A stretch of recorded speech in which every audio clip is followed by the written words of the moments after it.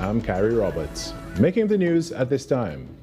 Loading operations took place on Sunday night aboard the MV Golden Carrier, with trucks and cargo being loaded ahead of the vessel's scheduled loaded sea trial.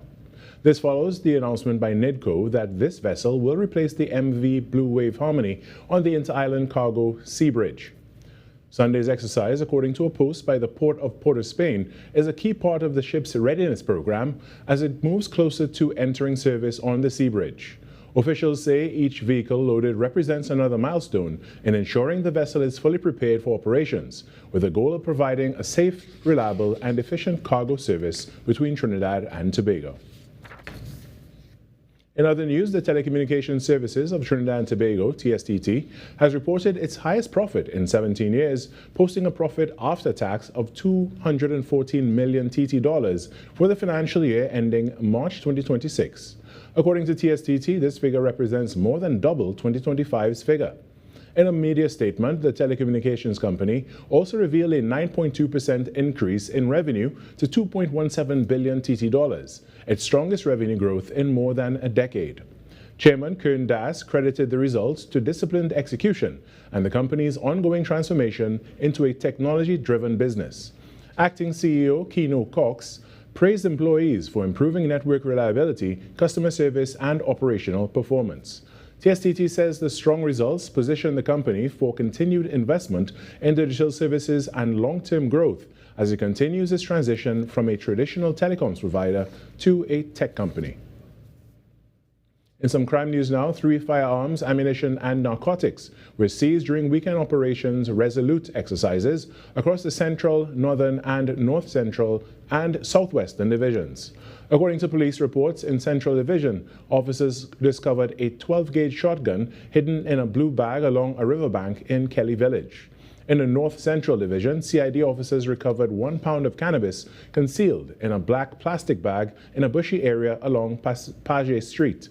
Meanwhile, in Arima, Northern North officers recovered a pistol loaded with 10 rounds of ammunition after a suspect fled into nearby bushes.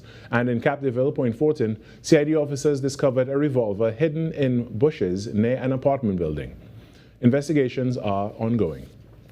And in some sport, Pakistan had a positive performance on day 2 of the first test at Brian Lara Cricket Academy, bowling out West Indies for 311 before closing at 193 for 3, trailing by 215 runs.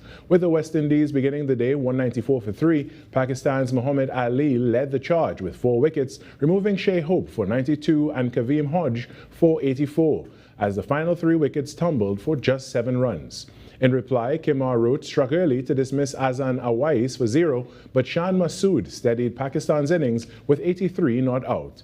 Masood also shared a 95-run stand with the Imamul Haq by T, ensuring the visitors ended the day with a match in the balance. Play resumes on day 3 at 10 a.m. And that's what's making the news this morning. But joining us right now is the host of Trinidad and Tobago Today, Virmala Balkaran. Good morning, Virmala, and happy Monday. Good morning, Carrie. Happy Monday to you, and happy International Tree Day. I thought you would appreciate that. International Tree Day. So are we going to plant trees? Is that what's happening today? Or hug a tree. I mean, I don't know about the planting part. I told you my story with, with the I also have a brown thumb, But I thought that you would appreciate this day because I know you love nature so much and you understand the importance. I do love nature very much, I know one of the best ways to show that you love nature is, well, 1, not to litter, and 2, if you see litter, pick it up. Absolutely. So many people get comfortable with just tossing things out of the window and just look for a... Yeah, like a whole fast food box, you finish eating your food or you finish drinking your beer or whatever and you just throw it out the window. That shows a complete lack of respect for your country. What irks me too when you go to the beaches and all of that, absolutely awful when you see how much garbage is there. And I really do give kudos to those people who go and do those beach cleanups. It's so good. Yeah, they are so rewarding to those before and after pictures when you get somewhere and it's in a state and then everybody comes together, do their part, and then you see the aftermath of it, and it's always so heartening, but generally it's very disheartening because me, I go all over the country, and I see all the waterfalls and rivers and far-flung beaches and stuff, and more often than not, I see garbage in a lot of the places, and that is really disheartening and frustrating, to be honest. Absolutely. You know, where I can, I walk with a bag and I pick up what I can, but I'm only one man, so everybody has to do their part. I agree 100%. Also, Carrie, did you know that? Well, I know you know this. Today marks 36 years since the attempted coup. Since the attempted coup, that's right. Yeah, July 27th, 1990. You were around. Where were you then? I was quite likely at home. My parents would have been, there would have been curfews at that time. So I quite likely would have been home. But I lived in deep south at the point in time and not close to Port of Spain at all. And you were very young, very, very Yeah, very young. At 19, I was 3 years old. Oh, okay. Well, I was not a thought then, but, you know, I actually said this morning, and I'll talk about it a little later on. We actually will be speaking a little bit about the fact that we are observing today, 36 years later. We sit or stand in a very special place, and so much history. We are part of so much history, and later on we will also, just be a part of the fabric of Trinidad and Tobago in terms of the media industry and all of that. So we do have a very, very rewarding job, and I'm very humbled by all of this and the fact that we get to sit here on the shoulders of the giants who came before us and really weathered the storm, the dark times. Yeah, that's right. And, I've heard of some of the harrowing experiences those who would have been here at the point in time have had over the years, because we commemorate this day each year, in memorial of like what had transpired and those survivors and those who were not so lucky to survive. Exactly. Well, actually this morning we'll be joined by one of our very own, so you have to stick around for that. A very treasured and loved face here at I can TVT, take a guess of who that is on for the sure. morning show. Yeah, so he's going to be here talking a little bit about his experience back then. I'm giving it away by saying his, but we'll see. But Carrie, a packed show as usual in store today. Happy Monday. Let's do this week and let's be successful. All right, I love that. Thanks so much, Virmala. All right, bye-bye. All right, when we come back, the Trinidad and Tobago Today morning show gets going right after this break. Your world moves fast, so do we. TTT News brings you the people, events, and issues that matter most. Stay informed, stay ahead. TTT News, every night at 7. TTT News, committed, accurate, relevant.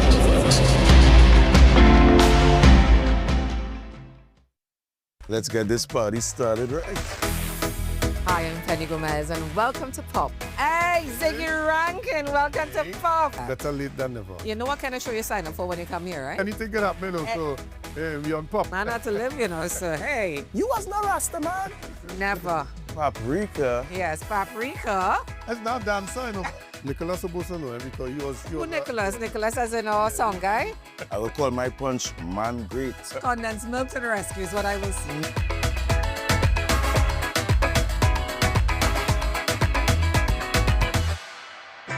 Last one here, bring it home. When Penny on the road, what it name? Love how she whining, the way how she carries every load. We love how she whining, and the way you move, and the way you move. Penny girl, you put the man them digging at the mood, and the mother and the young make you look so rude. Love how you whining. Oh, gentlemen. Oh. Hey, up for this exciting challenge and confident about your business? If you are, the 10-20 feature is just what you need. It's where you give your customers 10 reasons in 20 seconds why they should shop by you. This fun-filled feature will be captured, packaged, and aired on television and promoted on social media simultaneously. Small, medium, and large businesses call or WhatsApp 764-3378 or 313-4215. Let's feature your business. 1020 with Junior K. It's affordable, effective, and fun. Why is Talk City 91.1 FM the leading talk station in Trinidad and Tobago? Because nobody delivers conversations like we do. Start your mornings with Ground Report. Andy Pitbull Williams, Lennox Smith, and Nigel Snipes setting the agenda from 6 to 9 a.m. Then it's Off the Record with Stefan Reese and Mr. X, Fearless Talk, and the issues everybody's discussing. Stay connected with Sharon. Take it front with Officer Shabadi. Go beyond limits with Roland Stewart. Drive home with Heavy Duty and David Welch on Under the Radar. And wrap up your day with Kingsley and OB on The Wrap Up. Real talk, real people, real Trinidad and Tobago. Listen live on Talk City 91.1 FM and follow us on social media, Facebook, Instagram, and YouTube. Talk City 91.1 FM, the #1 talk station in Trinidad and Tobago.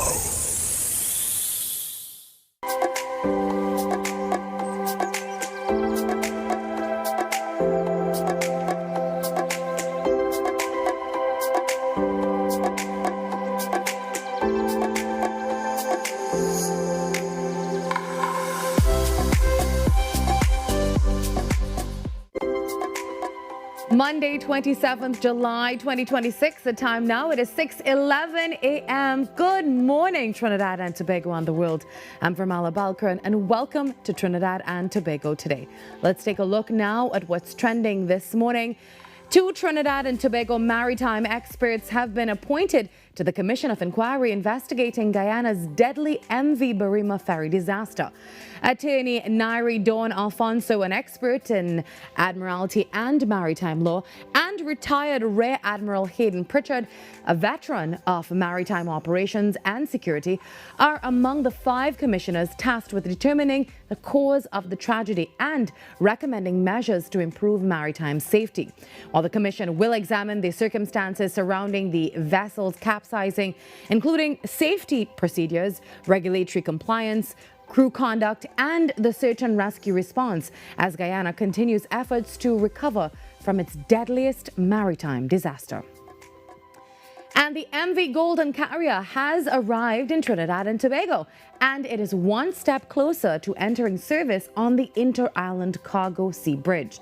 Well, after docking in Port of Spain, the vessel underwent inspections by officials from the Port Authority, NIDCO, and TTIT as part of its operational readiness program before completing its maiden loaded sea trial and arriving in Scarborough on Sunday afternoon. The Golden Carrier will replace the MV Blue Wave Harmony, which is scheduled to undergo maintenance and upgrades under an existing 1-year charter agreement at no additional cost to the state. And once all remaining regulatory requirements are completed, the vessel is expected to begin regular cargo operations, strengthening the reliability and efficiency of cargo transport between Trinidad and Tobago.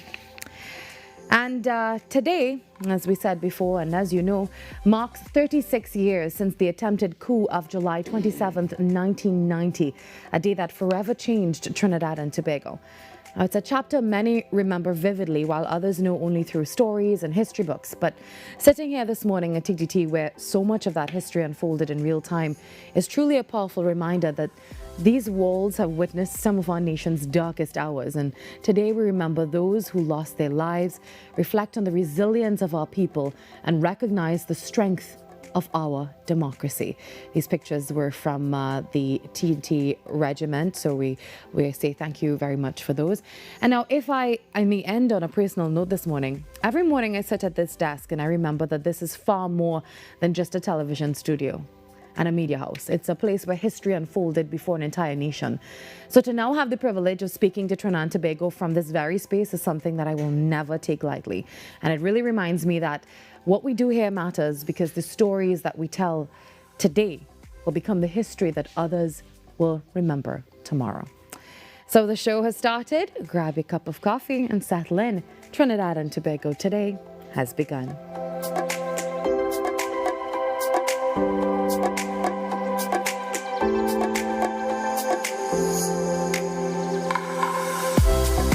Being connected, it means a lot, because first of all, you can't do this by yourself. When you have your phone, you always have somebody at your side I could call for help, anything going like, You know, I'm giving children the opportunity to experience outside of their neighborhood. Digital is kind of a comfort, you feel good that people in your lives are always able to be contacted. I was with the other network and I was having problems, so I joined Digicel and I never regretted it.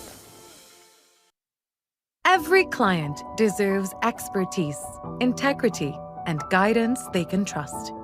At Camino Realty International, we deliver integrated real estate solutions, sales, rentals, property management, and project development. Driven by excellence, transparency, and innovation, we protect value, create opportunity, and build lasting success. Because real estate isn't just about buildings. For more information on our services, log on to CaminoRealty.com or follow us on social media at Camino Realty TT. Camino Realty International, elevating lives one property at a time. The plays that shake the arenas. The stories that move a nation. From football to cricket, track to tennis, every win, every rivalry, every headline. This is where Trinidad and Tobago come for sports. TTT Sports. Committed, accurate, relevant. Coming up, Barbados kicks off festival season with Crop Over, where you can live like a local. Moments of discovery and joy during Culinary Month in Antigua and Barbuda. Find that hero within you. As these women of vision share their stories of success. It's Caribbean Passport TV on TTT, Tuesday at 8 p.m.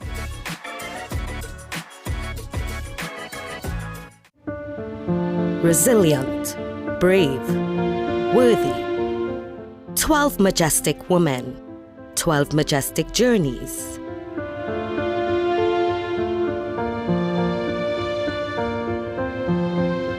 Majestic Makeover Season 3, coming soon to TTT and TTT Live Online.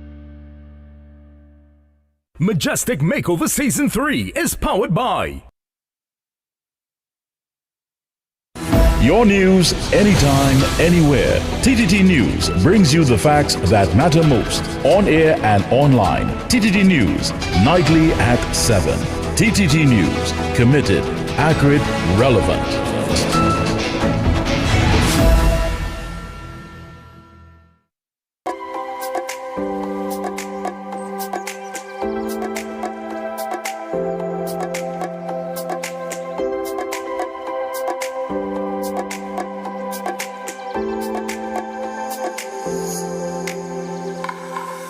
36 years ago today, Trinidad and Tobago experienced one of the most defining moments in history.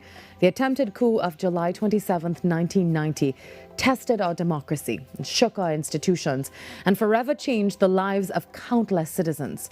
And this very building, TTT, became one of the focal points of those historic events. And for those who were here, the memories are not found only in archival footage, but in lived experience. And today, we remember not only what happened, but also the remarkable efforts that followed. Well, joining us this morning is Mr. Lennox Smith of the Movement of Liberation of Independent Organizations, or MLIO, whose members played an important role in the restoration of the Red House Parliamentary Chamber and the ceremonial maces after the attempted coup.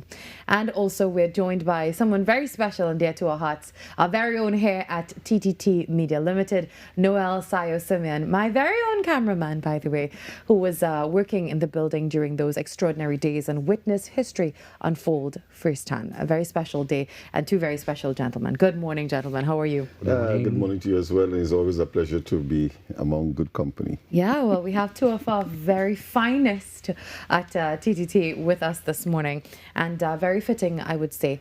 Now, Sayo, I want to start with you. Take us back to July 27, 1990. I know you were working here at TTT that day.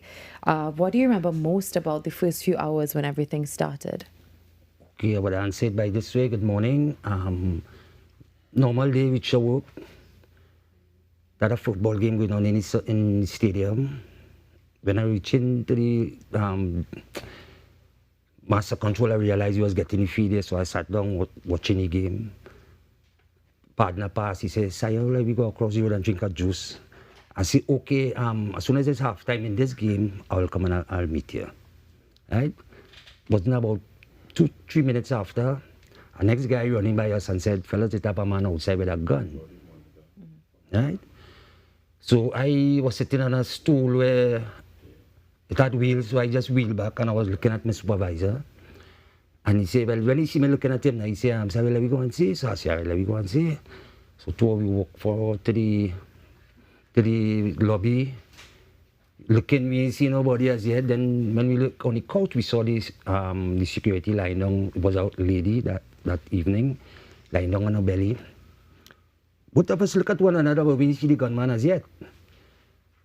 And that's when we see the gunman, but we started to run back. So the supervisor ran into his office. He had 2 phones on the desk. I looking at him. I reached back where I was. I telling the fellas, hey, you know, it's true, I have a man outside with a gun. But I'm watching that, I'm talking to them, and I'm still looking at the super. And like, he wasn't getting through with the phones, lifting up this one, lifting up. Right? And then, same time now, I see the gunman come in. So I say, hey, fellas, look, the man with the gun, he come in. Right? No, let me go back before that. When I was telling the guys, I have a man outside with a gun, they say, man, we have security to deal with that. I said, no, the security and she belly and thing, you know. When I see the gunman coming in, I say, fellas, the man coming. So I started run. At the door, when I went through to the audio room, I locked the door. But it have a little glass, you could see who coming. I see the guy coming again. So in my mind, I think, oh, like this man out, he coming at me. So, you know, and then when he see me now, he say, hey, come out from there, come out, come out. So I go on again, I go on running again. And up in the back, right, the room from here, hiding by myself. I said, nah, boy, I can't hide by myself, you know. So I went back and looked to see who looking to hide. And 3 other guys, Jimmy Kisoon, Jamaluddin Samad, and Ricardo James. 4 of us hide for some hours. About 2 to 3 hours. Then a voice came calling us out by name. That was Buddy Andrews. So we wasn't answering all the time, you know. And then James decided to answer. Hey, Buddy, what going on outside there? But he said, oh, come out now, come out now.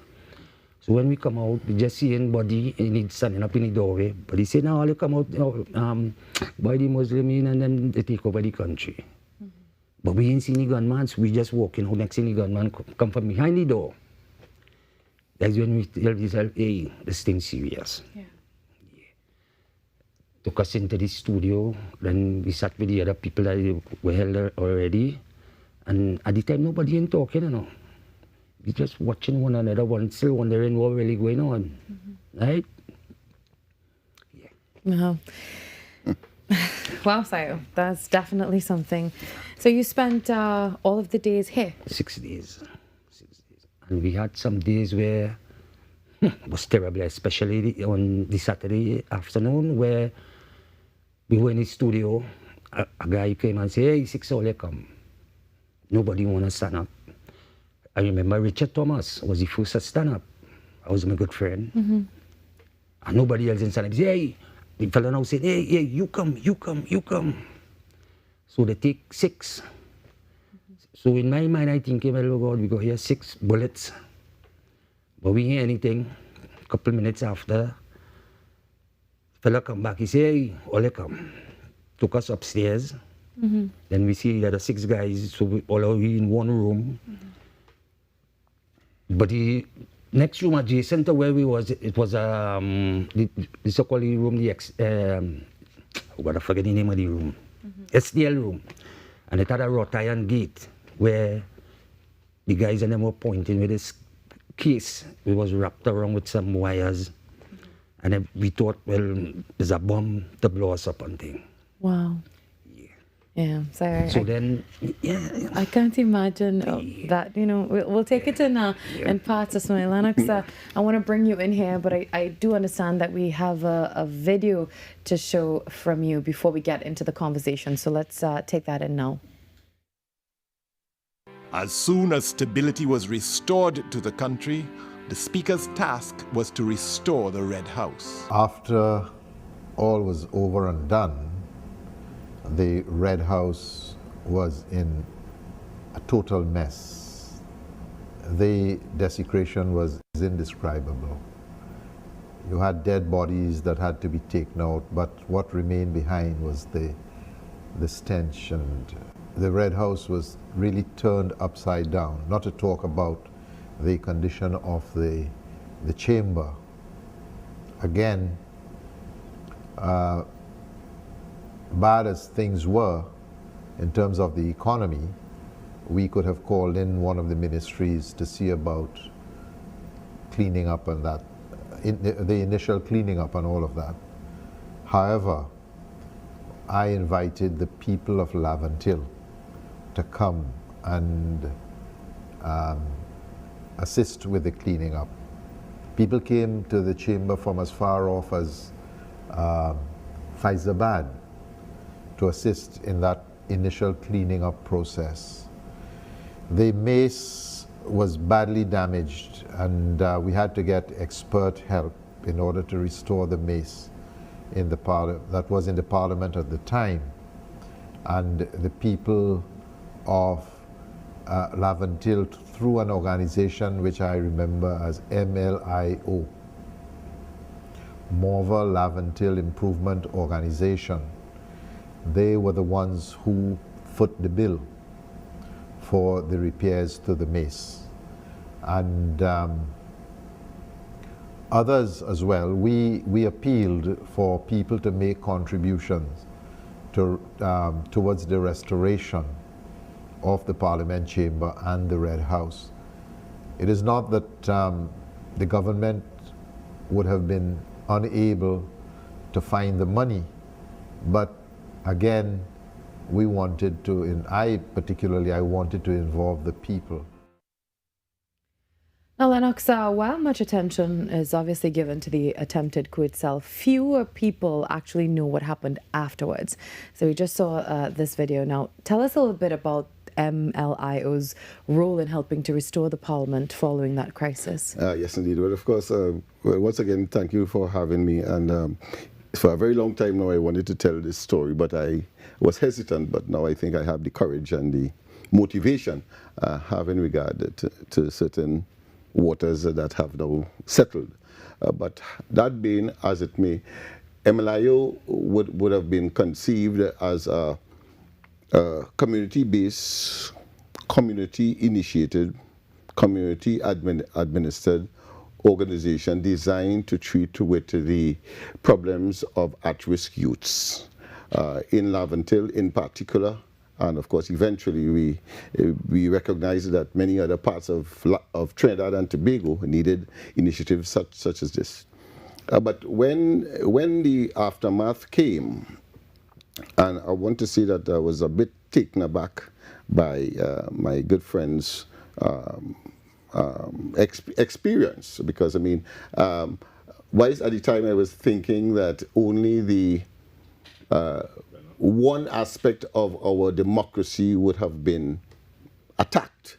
It was the entire, except of course to a lesser degree, but nonetheless, I'm sure traumatized the judiciary, but certainly the executive was under attack. The legislature obviously was under attack. The media, clearly, having regard to what my good friend would have explained, was under attack as well, the fourth pillar of democracy. And therefore, we thought it was incumbent on us, singularly having regard to the fact of the large number of young people from Laventille that participated in that affair.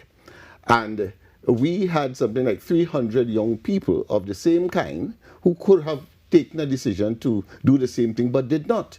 And therefore, we thought it was critical for Laventille to show its displeasure and the fact that we are not anti-democracy.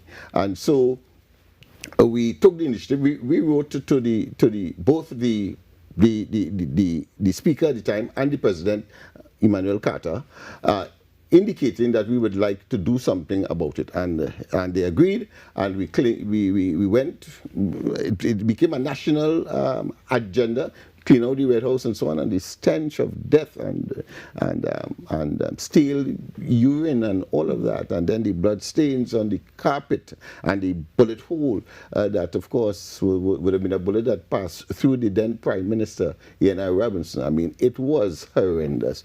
And it to me is like if it was yesterday, now having to recall it here for national consumption.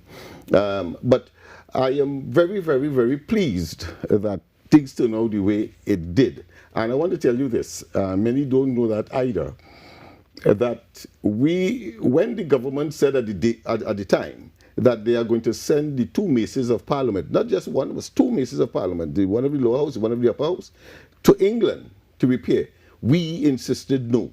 As part of our efforts to restore democracy in the country and having regard to the fact that our children participated in it, we thought we should take the initiative. And what we recommended, unfortunately at the time, there was a goldsmith living in Mover, one, and he was attached to Y Dilemma.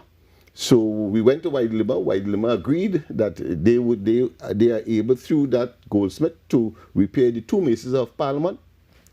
And we then proceeded, of course, to seek funding by way of contribution, little, as Mr. Warner would say, chirrup, and everybody contributed in order to repair those maces of Parliament. That is what we did. And today I'm very, very, very proud to know that our democracy is still alive and kicking, and that those threats will never be again. Of course, I commend the eternal flame, those who would have conceived that, to symbolize and demonstrate that never again must an incident like this occur in Trinidad and Tobago. Yeah. Now, Saya, I want to come back to you, and I have to ask you, when you heard at the end that you were being released, how did you feel? Virmala, we heard that twice. The first time we heard it could have been about 2 days before we were actually released, where Mr. Madeira came into the room and said, fellas, things looking good. We might be going home today. That was a Tuesday. And we waited, nothing happened. Right?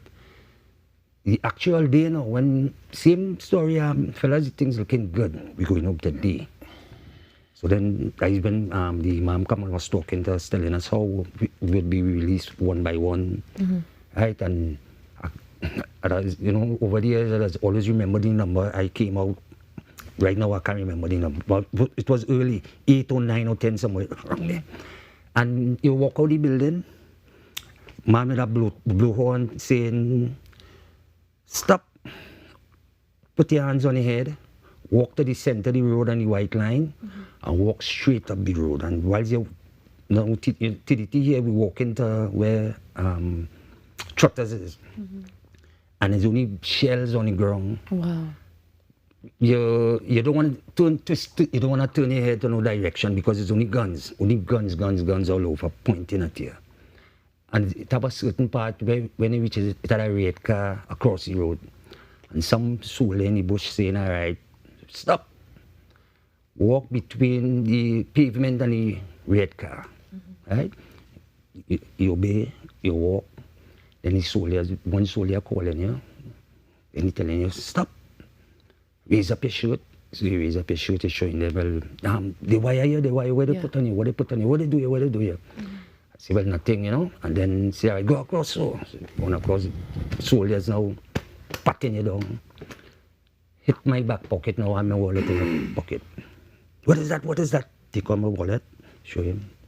Say, all right, you see that bus there? Go and sit down in that bus. Virmala, I never feel so happy.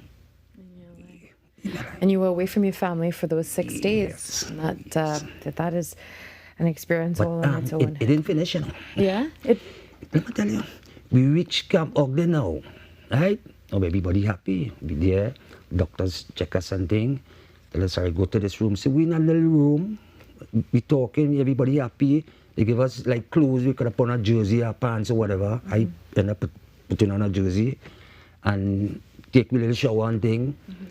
They serve us cricks and saltfish buljol. And we had plenty juice drinking and things. So all of a sudden we are bap outside. So the soldiers outside now saying, hey fellas, only kill them lights inside, kill them lights inside. Well, we sort of run by the place.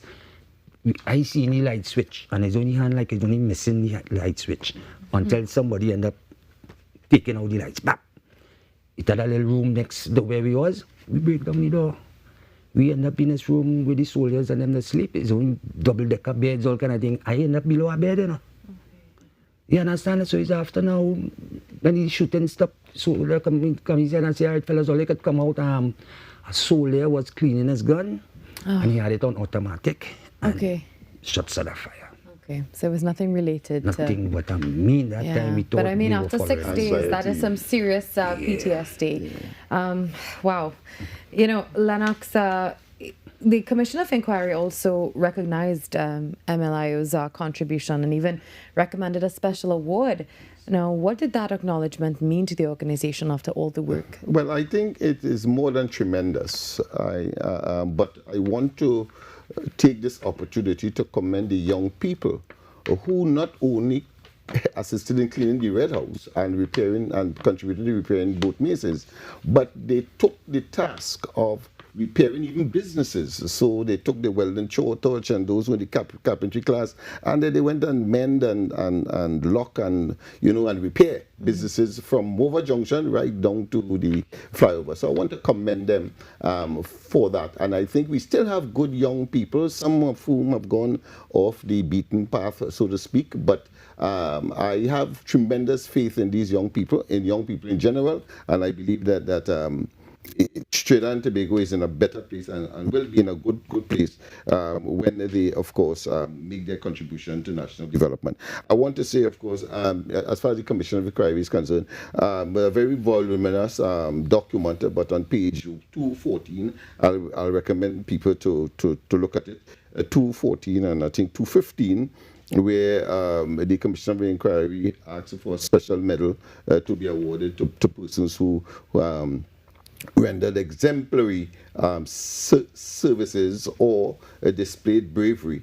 And of course, MLIO was among them, the only non-governmental entity, however, to have been given such an honor. And I want to ask through your medium, of course, the government to really seriously consider, because it was a previous government under the Honorable Prime Minister Kamala Persad-Bissessar who initiated this Commission of Inquiry, and I think it's about time that we put a certain level of closure, not that it will eliminate what is in the mind, but certainly, and in the memory, but certainly will go a long way in, of course, bringing closure to many of us who would have been part and parcel of the traumatic experience of that period. I'm still moved by the Now, Sayo, you spend most of your life working here. Do those memories ever come back when you walk through the doors of TTT? Yes, sometimes. And one thing, like for instance, this morning, usually, I just walk along the road. Yeah. And you see that walk, that when we left the building that day, like this morning, I was measuring the footsteps, 98 footsteps. Wow. And then the first time I ever do that, Really? Many times I walk in and memory come back and I say, let me check how much footsteps I made up, to be free. Yeah. Wow. That is something. Attacking our democracy, I mean, it's horrendous. Absolutely. Well, that's my question for you before we wrap up, Lennox. What message would you like to leave with the people of TNT this morning about protecting our democracy, our institutions, and of course our unity? Well, it was Ronald Reagan, I believe, who said that every generation, it is incumbent on them to protect the democracy that we so defend one and so stridently try to nurture. And I would want to commend that. We have seen we are in the state of emergency, for example, successive states of emergency, and that spells a certain amount of concern as well as far as our democracy is concerned. But I want to tell young people in particular to please, we can do better, you can do better, and what those young people did several decades ago demonstrates that you have the capacity, the ability, even now, to, of course, not go on the beaten path in the sense of crime, criminality, gang warfare, borderline issues, etc. And there are opportunities that are available that you can make use of and not engage in the kind of what I consider to be subterranean cultural or social activities that will do yourselves and your community and your country not put it in a good stead, so to speak. Well, thank you, gentlemen, for both sharing your experiences with us this morning.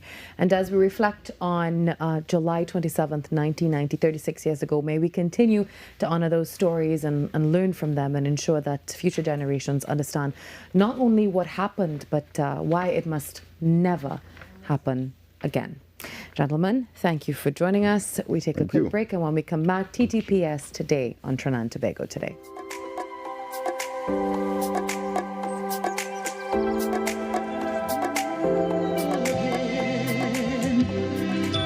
Dream is truly big enough to nurture everyone.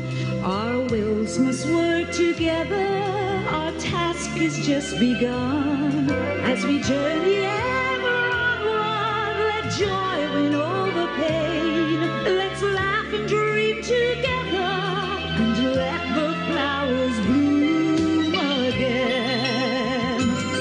Sing rainbows in the mountains, sing laughter in the rain, sing power to be and do.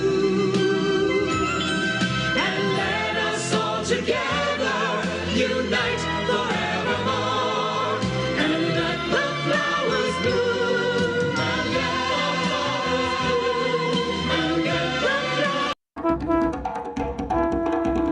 Every village has a story. Every tradition has a voice. This July 16th to August 1st, discover them all at the 2026 Tobago Heritage Festival. This year's theme, Let We Tell the Whole Story, invites you to experience the customs, resilience, and rich cultural legacy that continue to define Tobago. Join us for unforgettable performances, village celebrations, and authentic cultural experiences across the island. The Tobago Heritage Festival 2026. Let we tell the whole story. Visit TobagoFestivalsCommission.com for event details.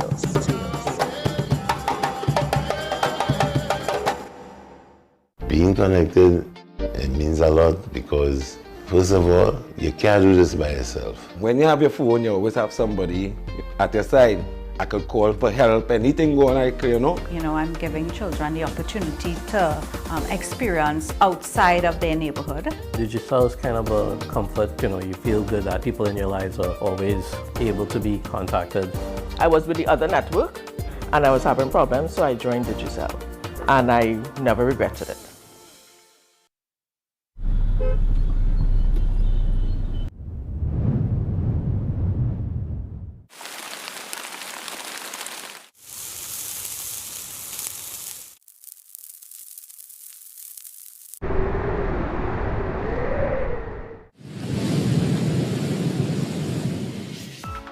TTT Weather with Zaina James, daily at 7 p.m.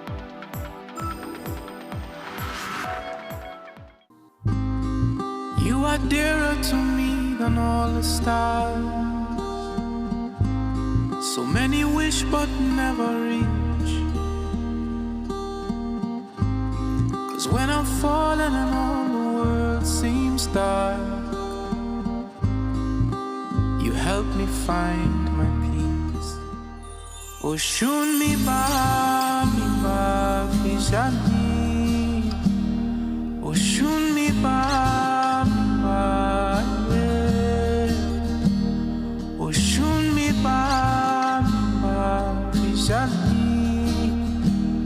Arubita, yeah yeah yeah yeah yeah yeah yeah yeah yeah yeah yeah yeah.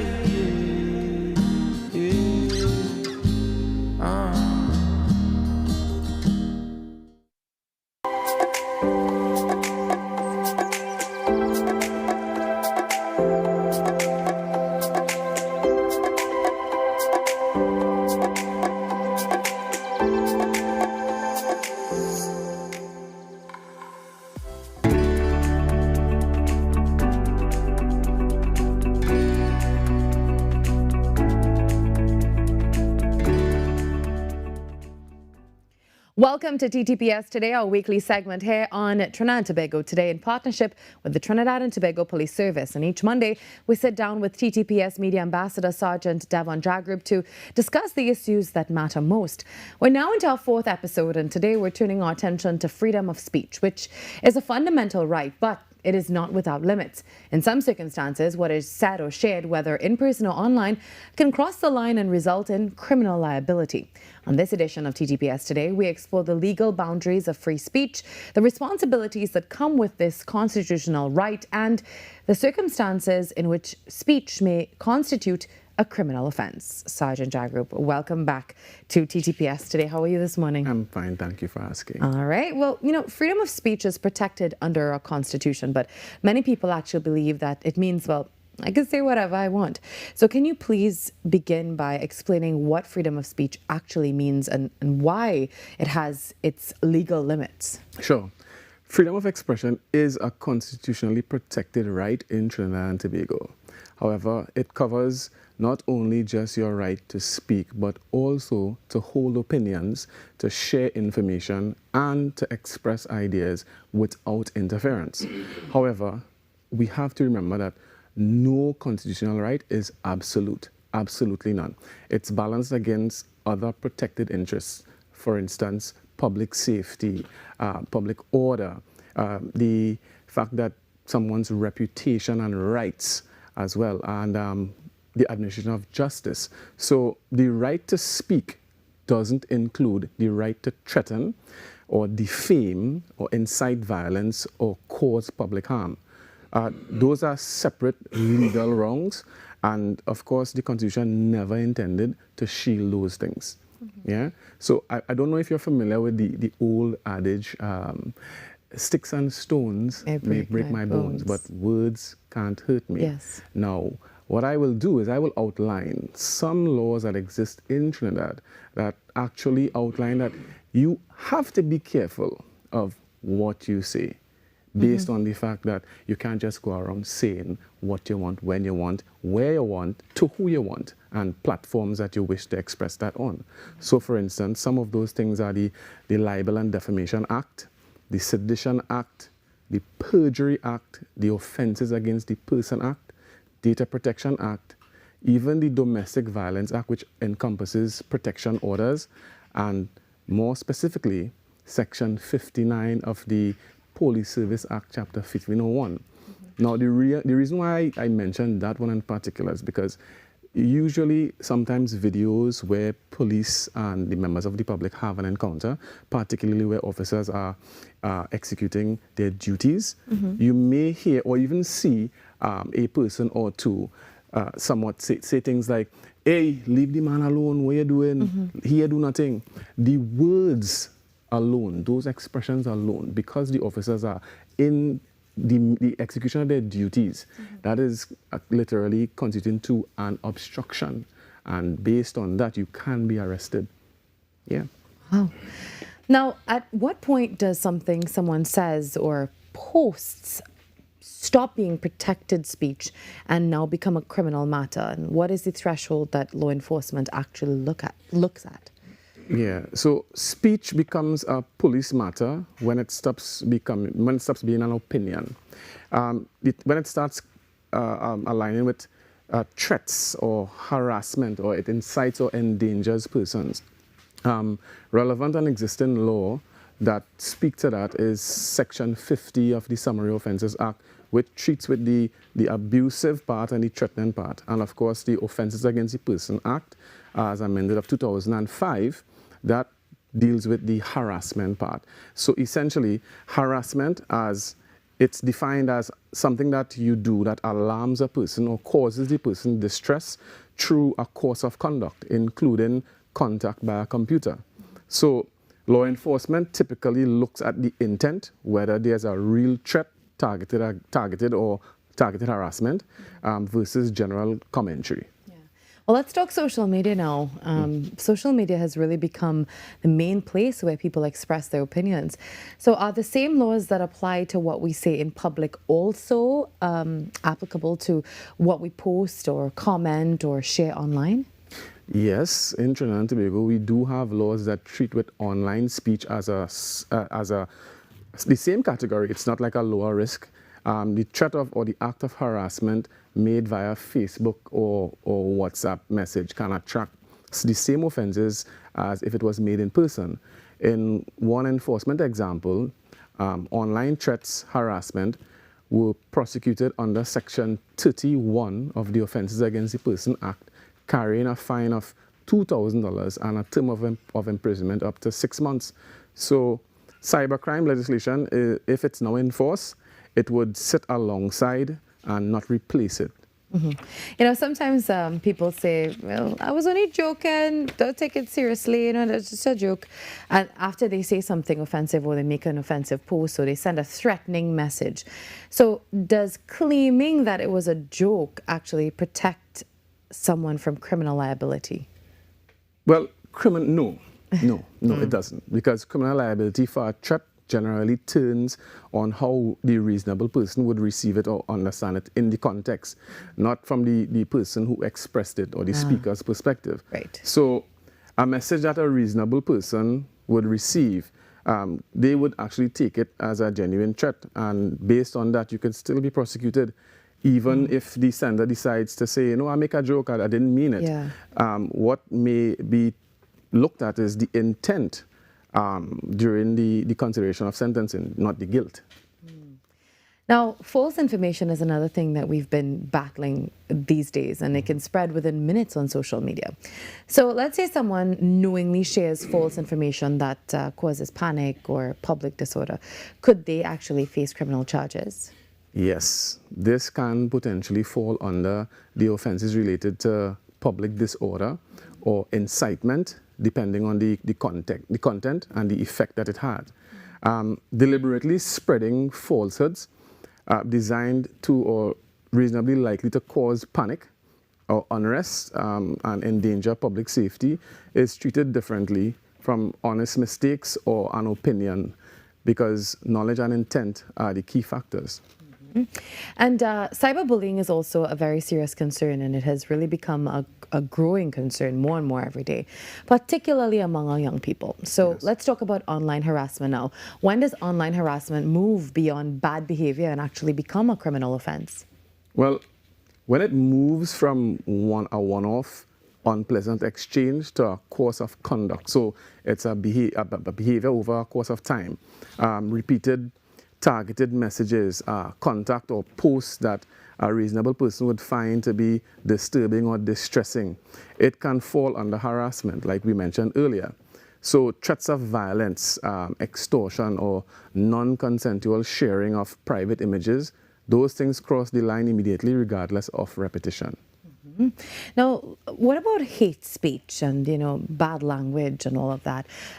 It's a term many people hear when you say hate speech, but we kind of don't understand that fully. How is hate speech viewed under the law, and what kinds of speech could attract police attention now? Yeah, so, well, Trinidad and Tobago doesn't have a single standalone hate speech statute in the wide public to use.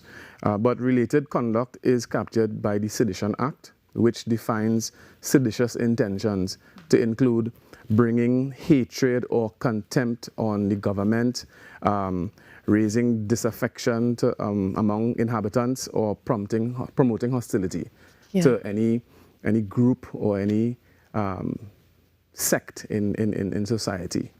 Now, if someone receives threatening messages or somehow becomes the target of online harassment, what exactly should they do? And let's talk evidence as well. What evidence should they actually preserve before making a report to the police? Yeah, so first things first, don't respond to the messages and don't delete them either, and avoid engaging with the person. Take screenshots of the messages or the posts, including the usernames, dates, and most importantly, the timestamps. Preserve the original message or the post, not just preserving the screenshots, especially where possible, because, you know, sometimes people change devices, but we have backups for that now, so hopefully that is used as well. Yeah. Don't delete the app or don't block the person, right? Save it as evidence. Note the platform that was utilized. during the exchange and report the platform not just to the actual originator, but to the police as well.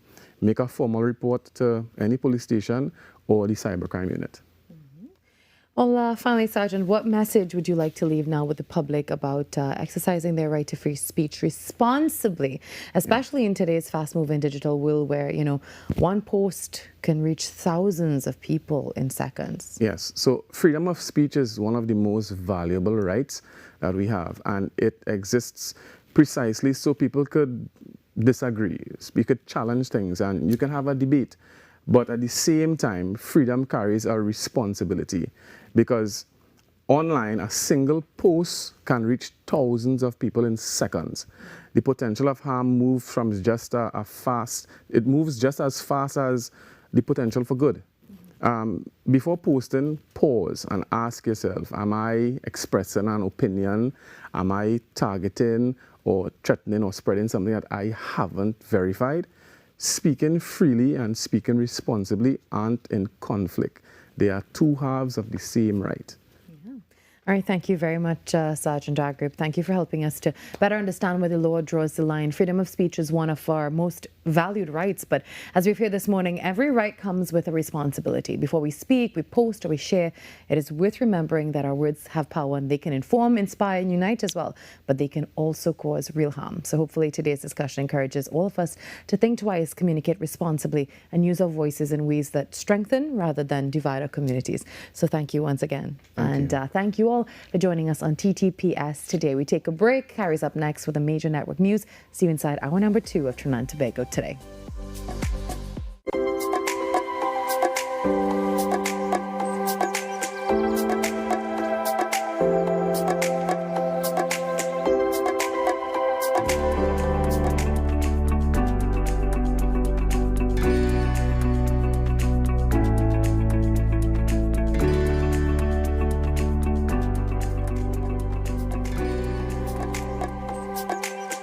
Every client deserves expertise, integrity, and guidance they can trust.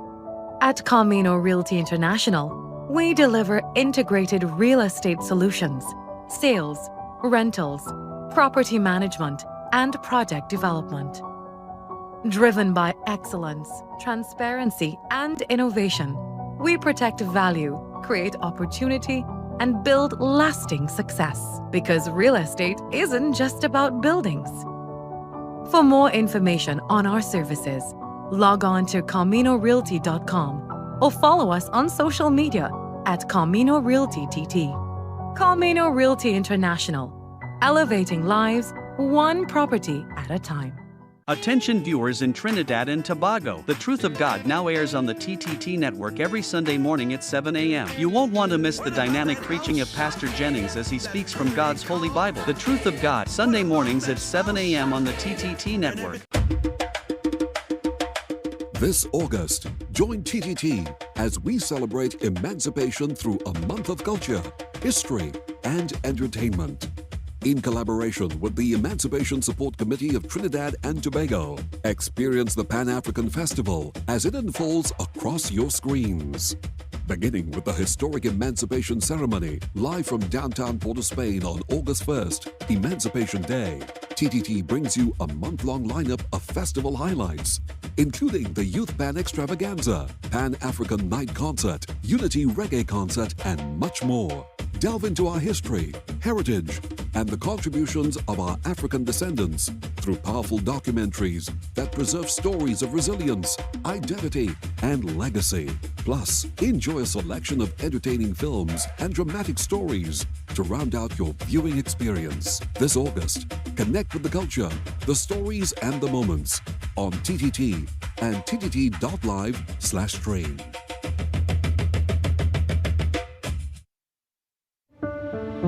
Resilient, brave, worthy. 12 majestic women, 12 majestic journeys.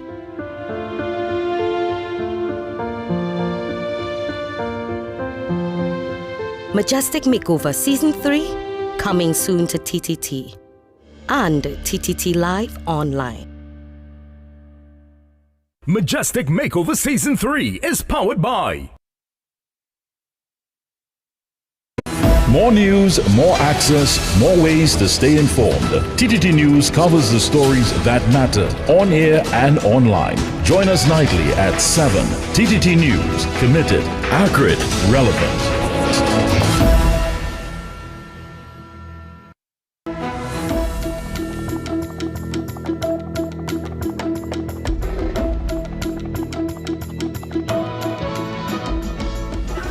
Good morning, this is your TTT News Update. I'm Carrie Roberts. Making the news at this time. Young patients at the Wendy Fitzwilliam Pediatric Hospital, located at the Eric Williams Medical Sciences Complex, will now benefit from a newly outfitted playroom made possible through the generosity of the Rapid Fire Kids Foundation. Minister of Health Dr. Lakram Bodo expressed sincere appreciation to the founder of the foundation, Kevin Ratiram, for his vision, compassion, and commitment to improving the lives of children across Trinidad and Tobago. Also in attendance at the unveiling were Minister of Education Dr. Michael Dowlath, Wendy Fitzwilliam, and CEO of the North Central Regional Health Authority, Badesi Sital Miraj. The playroom is designed to support the holistic well-being of young patients by offering a safe and welcoming environment where children can play, learn, and interact while receiving medical care. The ministry said they will continue to champion initiatives that promote the physical, emotional, and social well-being of children while supporting efforts to reduce childhood obesity and the burden of non-communicable diseases.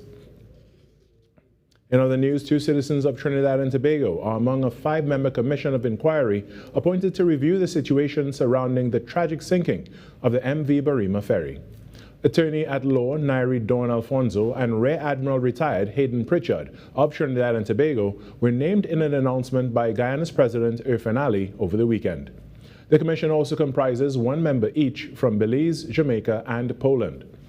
President Ali said the necessary legal instruments are being finalized before the inquiry begins. Guyana government officials estimate that 179 people were on board the vessel. So far, 73 bodies have been recovered, with 69 positively identified.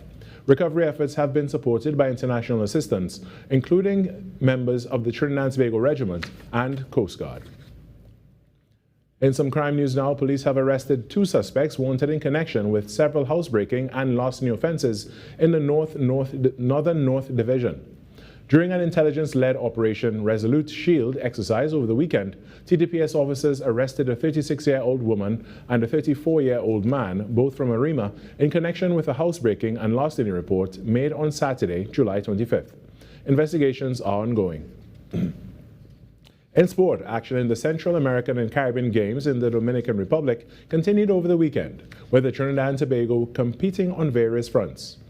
In basketball, the under-20 women's national team had a tough outing, though losing their opening match by a heavy 67-point margin versus the Dominican Republic, with a final score of 96 versus 29. In surfing, TNT's Aiden Albada took first place in Heat 1 of the repechage, earning an impressive score of 9.54.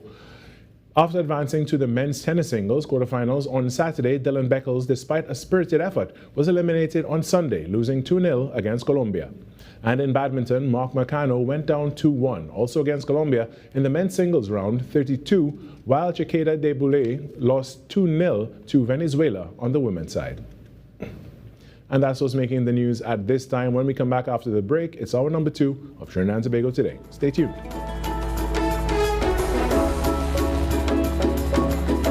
Being connected, it means a lot because, first of all, you can't do this by yourself. When you have your phone, you always have somebody at your side. I could call for help, anything going on, you know. I'm giving children the opportunity to experience outside of their neighborhood. Digital is kind of a comfort, you feel good that people in your lives are always able to be contacted. I was with the other network and I was having problems, so I joined Digicel. And I never regretted it.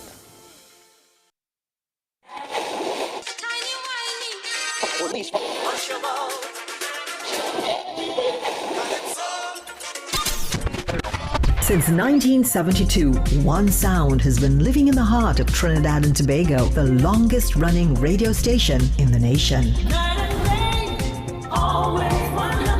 We're your holiday soundtrack, whether it's on your day off, long drives, or house lives. We are always sweet. Always 100. This is music with meaning, music with memories. Music that feels like home. And it's not just the songs, it's the voices you trust, personalities you've grown with. Laughter that sounds familiar. This isn't just radio, it's tradition. It's memories. It's part of who we are. Sweet 100.1 FM, the rhythm of our identity, part of your family. Always 100, guide you on your way. Sweet 100, sweet 100. Every village has a story. Every tradition has a voice. This July 16th to August 1st, discover them all at the 2026 Tobago Heritage Festival. This year's theme, Let We Tell the Whole Story, invites you to experience the customs, resilience, and rich cultural legacy that continue to define Tobago. Join us for unforgettable performances, village celebrations, and authentic cultural experiences across the island. The Tobago Heritage Festival 2026. Let we tell the whole story. Visit TobagoFestivalsCommission.com for event details.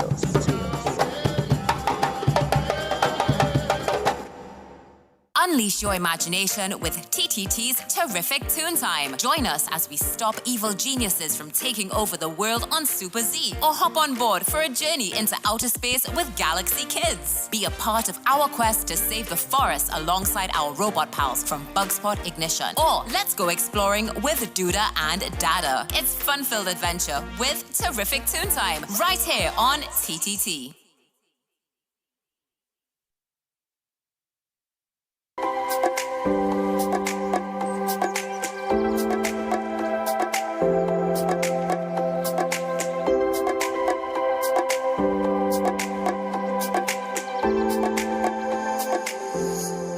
Welcome back to Trinidad and Tobago Today on TTT. Now, understanding our bodies is an important part of maintaining lifelong health, yet conversations about fertility and puberty and reproductive health are often delayed or avoided altogether. The Billings Ovulation Method Association of Trinidad and Tobago, or BOMA-TT, is working to change that through education.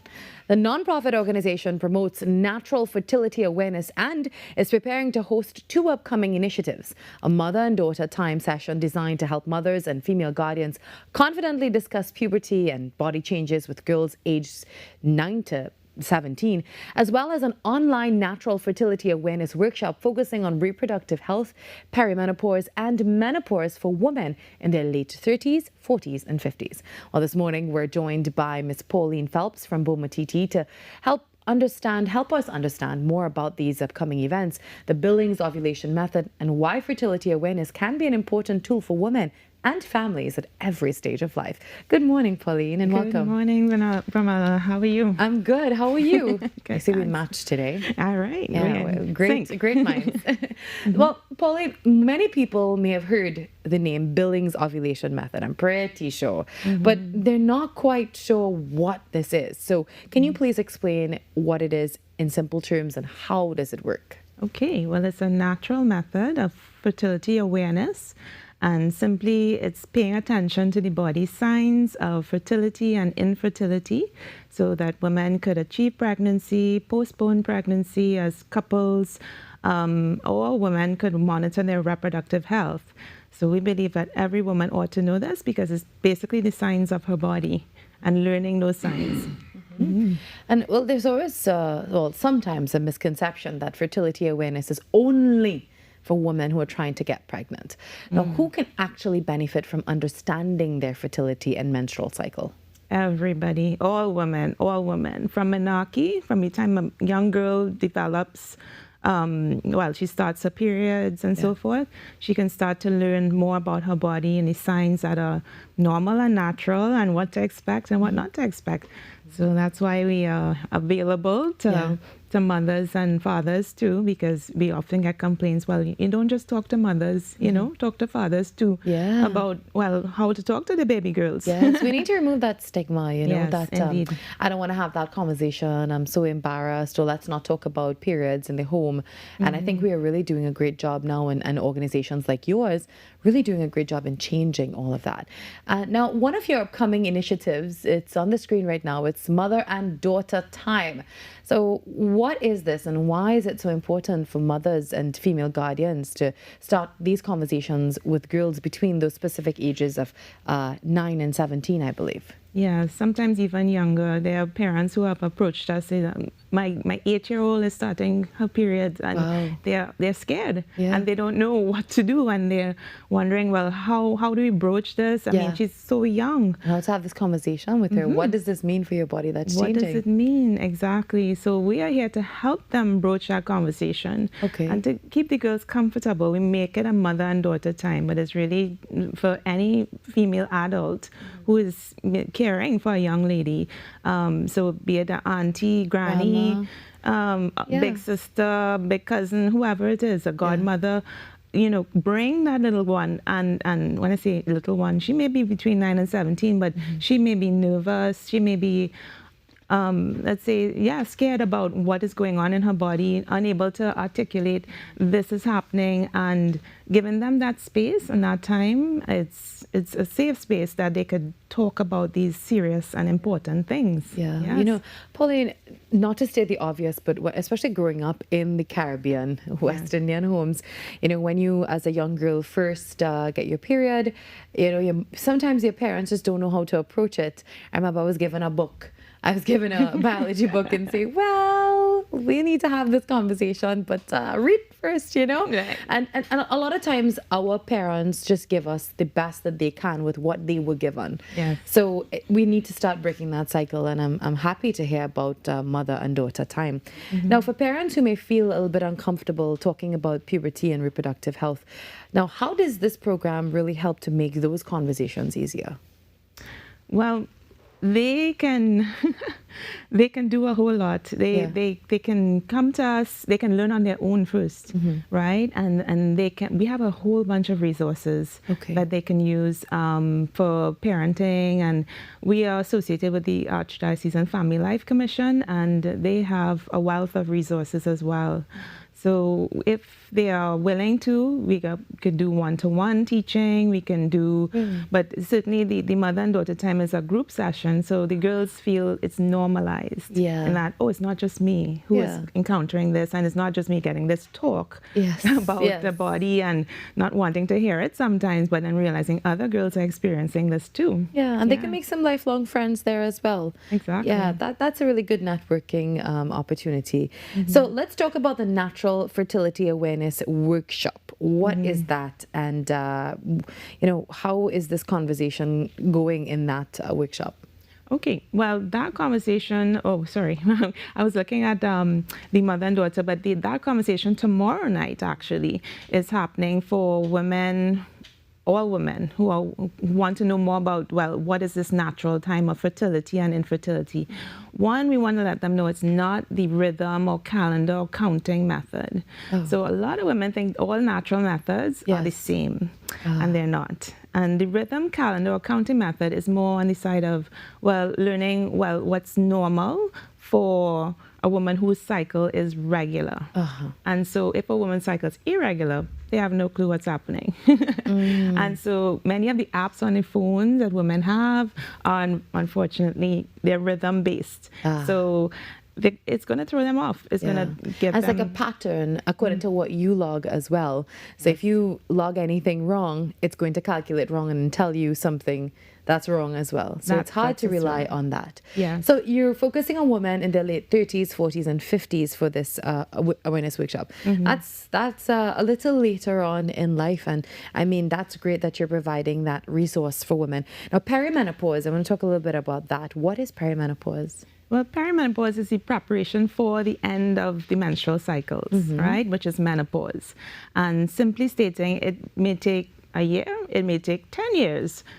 based on the woman's history, based on a number of things. But the thing is, every woman is different, but we help women prepare for this time, and in that they know what's going on with their bodies. When a woman is using the Billings ovulation method, what she's observing is the signs of fertility through the cervical mucus.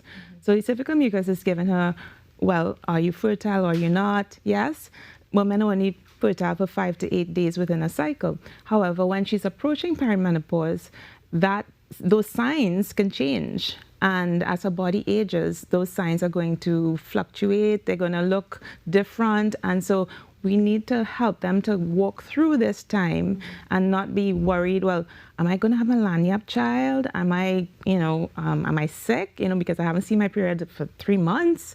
What's going on? So we help women to walk through this sometimes very concerning worry sometimes. And they're going through several changes in their bodies. So their bodies are going to show signs that, let's say she's having hot flushes or she's having vaginal dryness. And all of those are basically telling her, well, yes, your body is transitioning into something that is different. And so you need to be aware of, okay, what is fertility like for me now as opposed to when I was in my 20s? Because in the 20s, she was able to pick up on the signs a lot easier, but now it's different. And now she may need a guiding hand. And that's what we offer. We offer teachers, and the best way to learn Billings is with the help of a teacher, but we have booklets and charts and so forth, and an app, yes, but not going to predict her cycle, but she will have the knowledge to say, oh, well, this is what's normal for me, and she will see the patterns, and if she's not seeing the patterns, we are here to assist. Yeah. Well, Pauline, before we wrap up, tell us a little bit about the upcoming sessions. How can people get involved or register for these? Right. So they can go straight to our website, billingstt.com. We have several initiatives coming up. So we have, as I said, the Mother and Daughter program that's happening next month on August 22nd in Arima. Then tomorrow night, we have a Discover Fertility Awareness. And then, for physicians, for any persons who want to know the in-depth knowledge of the science behind the method, because that is a great deal of information. We have a one-day conference at the Cape Park Hotel on September 19th. That's a Saturday, and all healthcare professionals are welcome to that. Well, Pauline, thank you so much for joining us. Conversations about puberty and fertility and women's health shouldn't begin only when there's a problem, but they're an important part of understanding our bodies at every stage of life. And we wish you all the very best with the upcoming Mother and Daughter Time session and the Natural Fertility Awareness Workshop. Check it out if you can. For more information, visit billingstt.com or call 384-1659. We take a break. There's more ahead.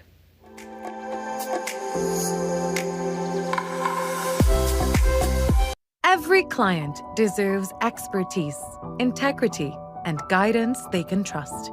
At Camino Realty International, we deliver integrated real estate solutions, sales, rentals, property management, and project development.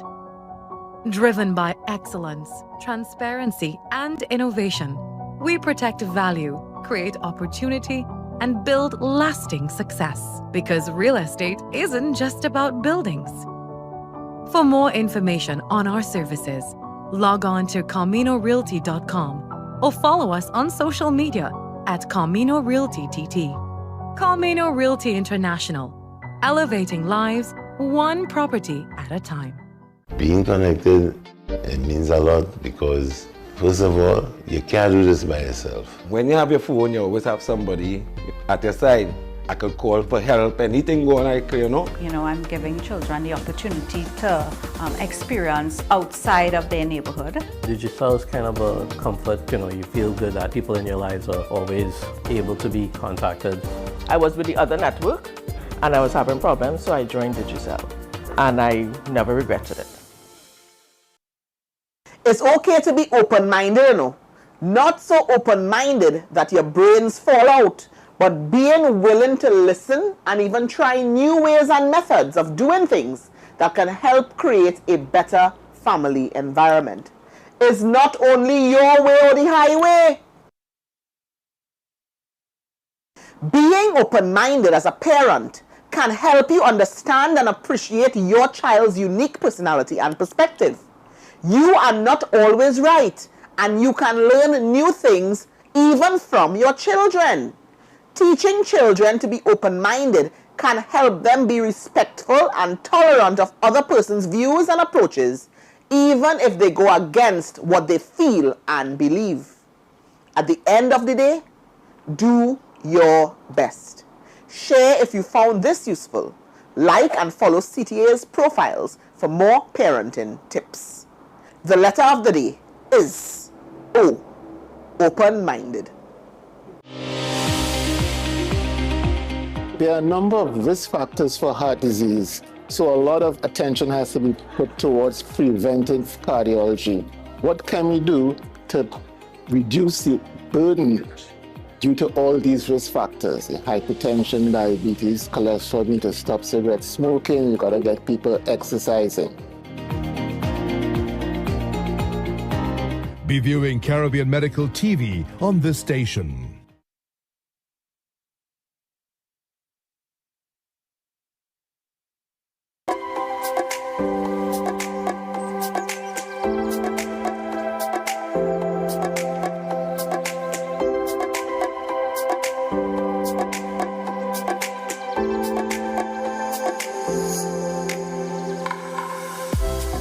Now, whether you're a seasoned breeder, a proud dog owner, or simply someone who loves dogs, there's an event coming up that promises something for everyone. The Total Canine Experience returns on Saturday, August 8th at Block 7 Palmist Play Park, bringing together competition, education, and community through an all-breed championship dog show. And from championship judging and specialty competitions to opportunities to learn from experienced handlers and trainers, the event celebrates the incredible bond between people and their dogs.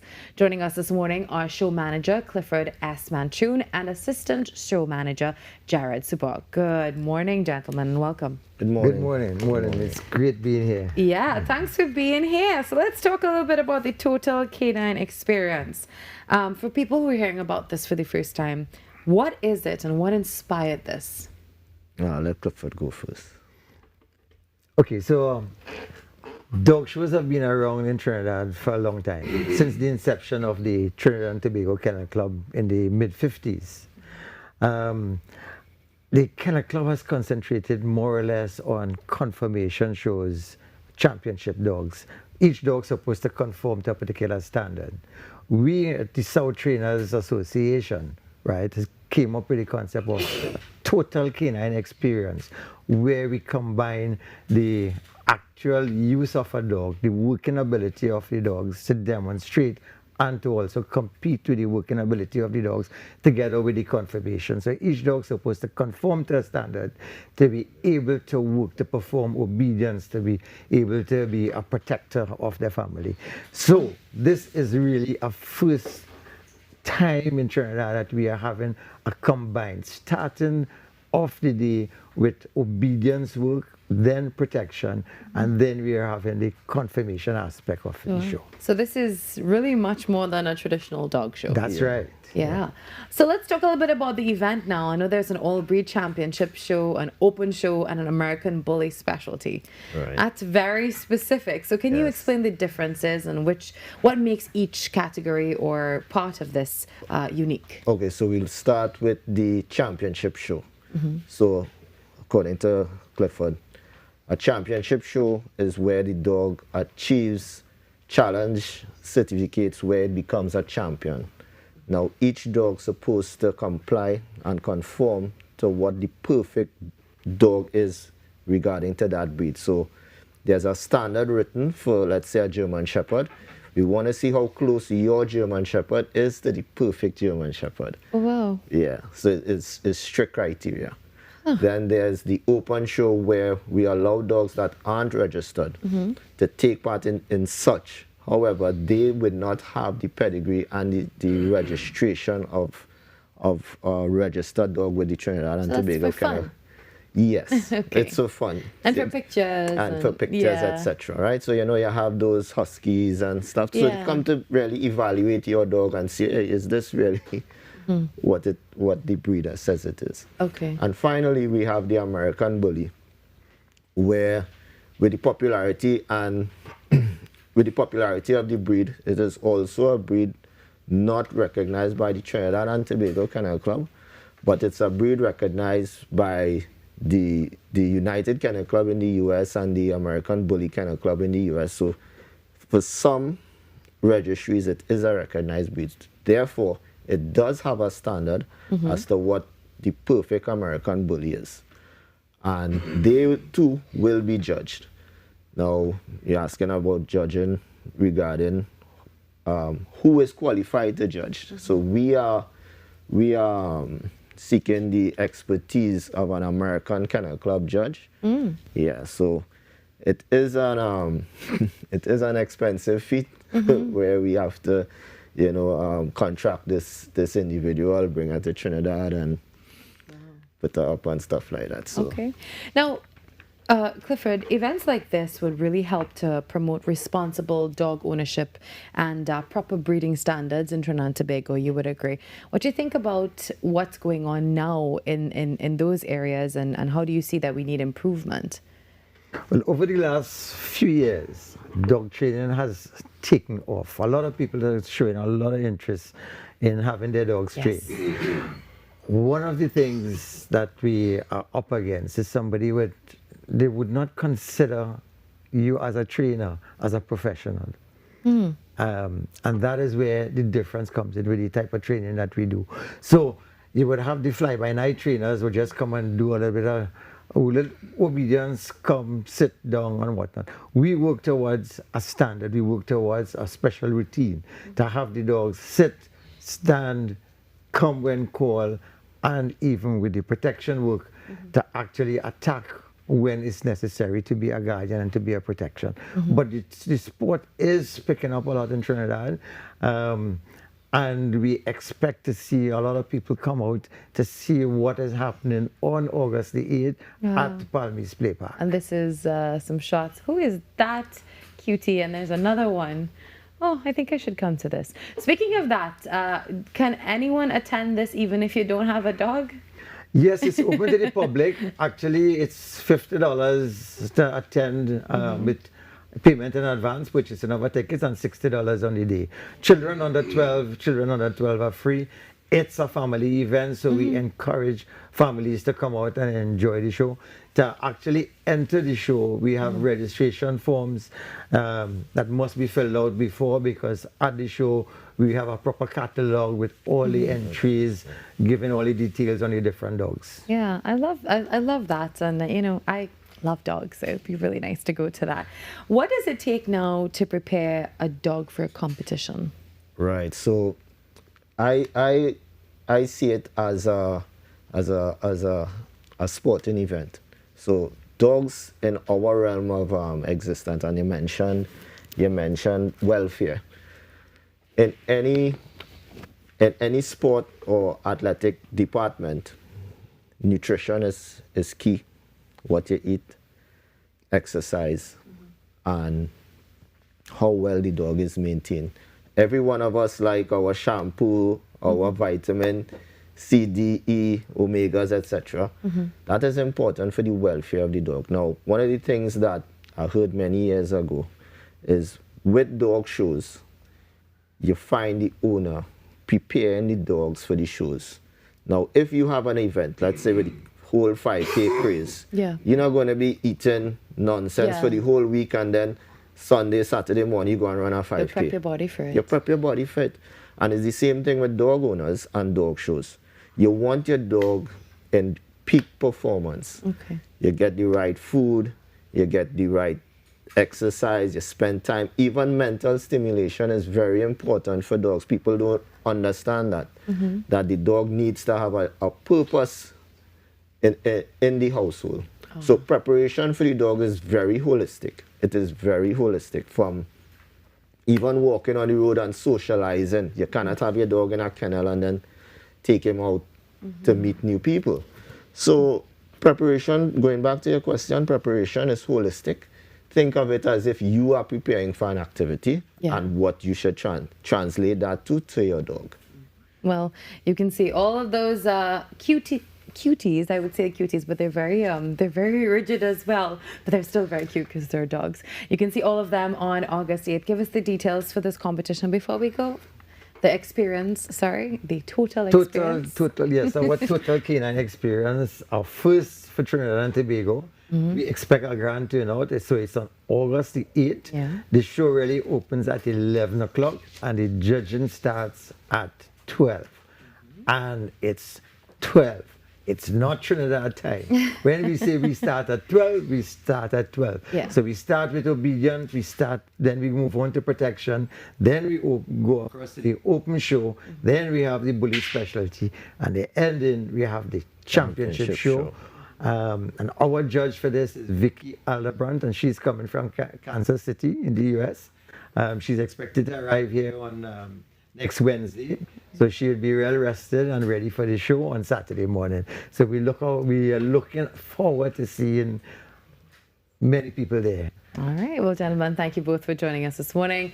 We wish you all the best with this year's total canine experience, and it sounds like it's going to be a fantastic day for everyone, and we hope it's a great success, and we thank you all for all that you're doing to promote responsible dog ownership, I would say, in Trinidad and Tobago. All right, the time now 7:30 a.m. in the Republic of Trinidad and Tobago. We hope you've been having a good day. If you're streaming us live on Facebook or YouTube, a special good morning to you. And if you want to contribute to our show in any way, all you have to do is send us an email at ttt.today@ttt.co.tt. And for all the stories that you see here and more, head across to TTT Live online and at TNT Today Show. Remember that email once again, it's ttt@ttt.co.tt.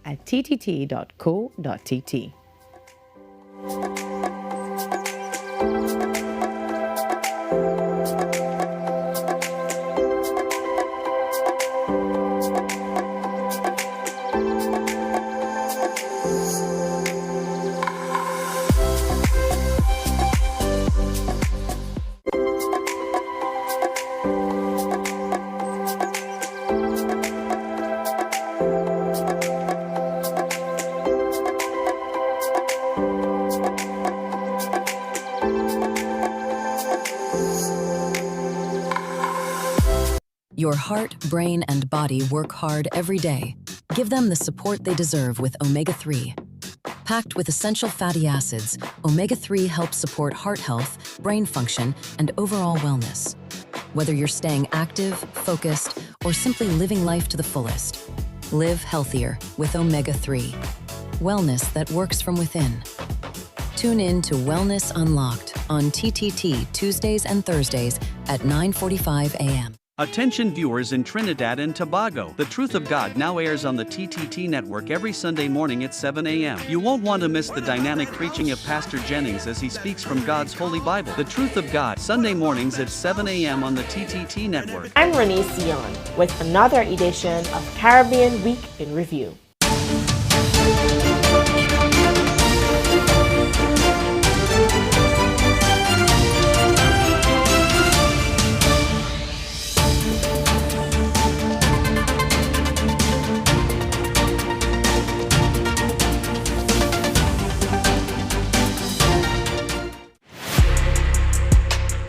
I'm Jamila Bannister, host of the Socially Safe podcast, the new TTPS podcast where we share real stories, teach real lessons, and create real impact.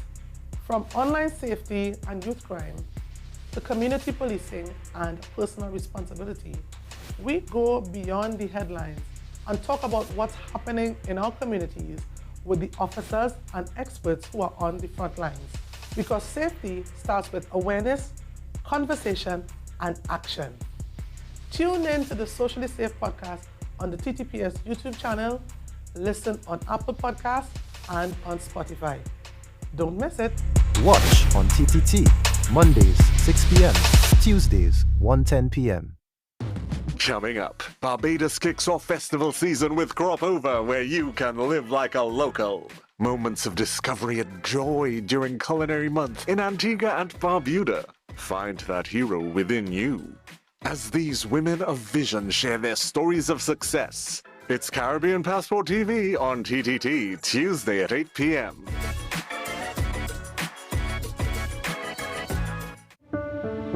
resilient, brave, worthy. 12 majestic women, 12 majestic journeys.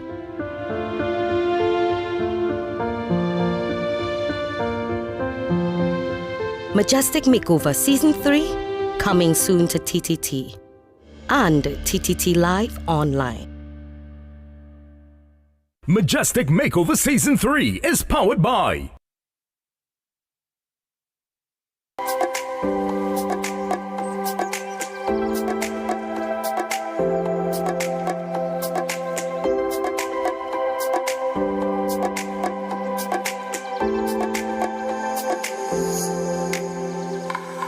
When people think of fashion, they often picture the runway, the glamour, and the finished product. But behind every successful fashion brand is a strong business strategy. Understanding your buyers, your retailers, your branding, and the commercial side of the industry is just as important as creativity. Fashion entrepreneur, educator, and author Jessel Brizan is hoping to equip designers with those skills through his new book, Selling Fashion Collections, Navigating the Buying Process as a Fashion Entrepreneur. And this morning, he's here with me to discuss the business behind fashion, building sustainable brands, and the future of Caribbean fashion. Entrepreneurship, that is. Jessel, welcome to the program. How are you this morning? I'm fine, and thank you for having me. Well, thank you for being here. And firstly, congratulations Thank you very on much. the release Thank of you. your new book. It is absolutely gorgeous. Do you mind lifting it for our viewers to see this morning? Look at the stunning artwork. The colors are absolutely gorgeous. And this is his brand new book. So again, congratulations on that. Thank so you. again, it's called Selling Fashion Collections. Now, what inspired you to write this book, Jessel? All right, so what inspired me was, well, I've been in fashion 20 plus years. So as an educator, and then I opened a store in 2014 called Blue Basin, where I had over the 5-year period, I had like 30 plus brands, local and Caribbean brands within that store. So by engaging and interacting with local and Caribbean designers and artisans, it opened my eye to one of the key issues, and that is essentially there's a gap between creativity and the commercial side of the fashion industry. So because of my experience as an educator and also, again, engaging the fashion stakeholders, I realized that this gap existed, and this is where this book stems from. Yeah.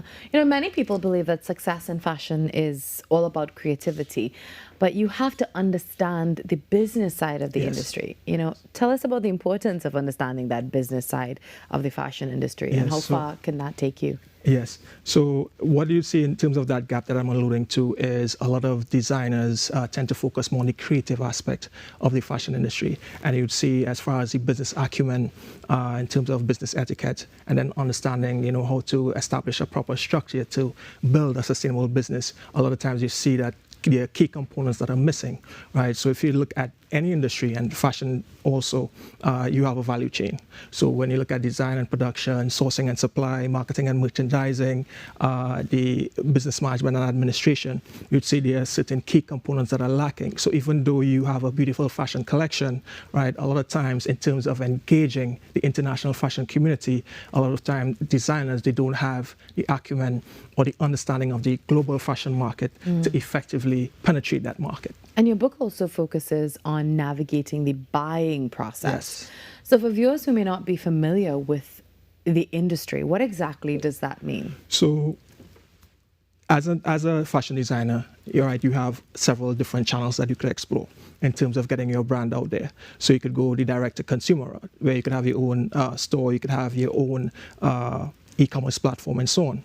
But I always stress in Trinidad and Tobago, because of our small market, if you have a fashion brand, so I'm not speaking specifically to tailors, dressmakers, and so on, I'm speaking specifically to a fashion brand.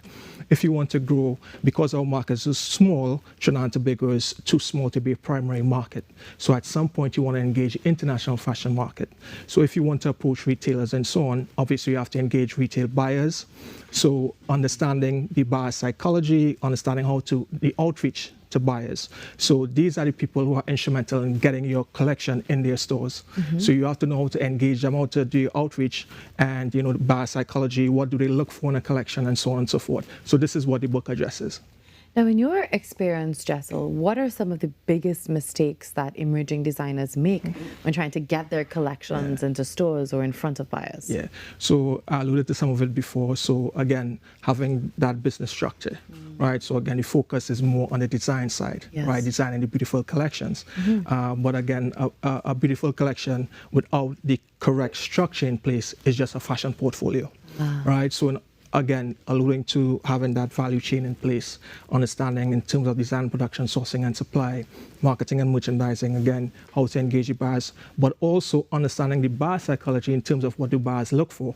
So they look for compelling brand identity, look for market fit and customer focus, right? If your collection fits within the assortment of their store. So there are several things that buyers look for. So that buying process and all the components that are part of that buying process, this is where it's important to have that knowledge. Yeah. Now, the book is a practical guide, and I know you've been touching on a lot of it. What are some of the key takeaways or lessons that you would like to tell our viewers about this morning that this book contains? Well, the book is divided into 3 sections. So before the buyer's meeting, the buyer's meeting, and after the buyer's meeting.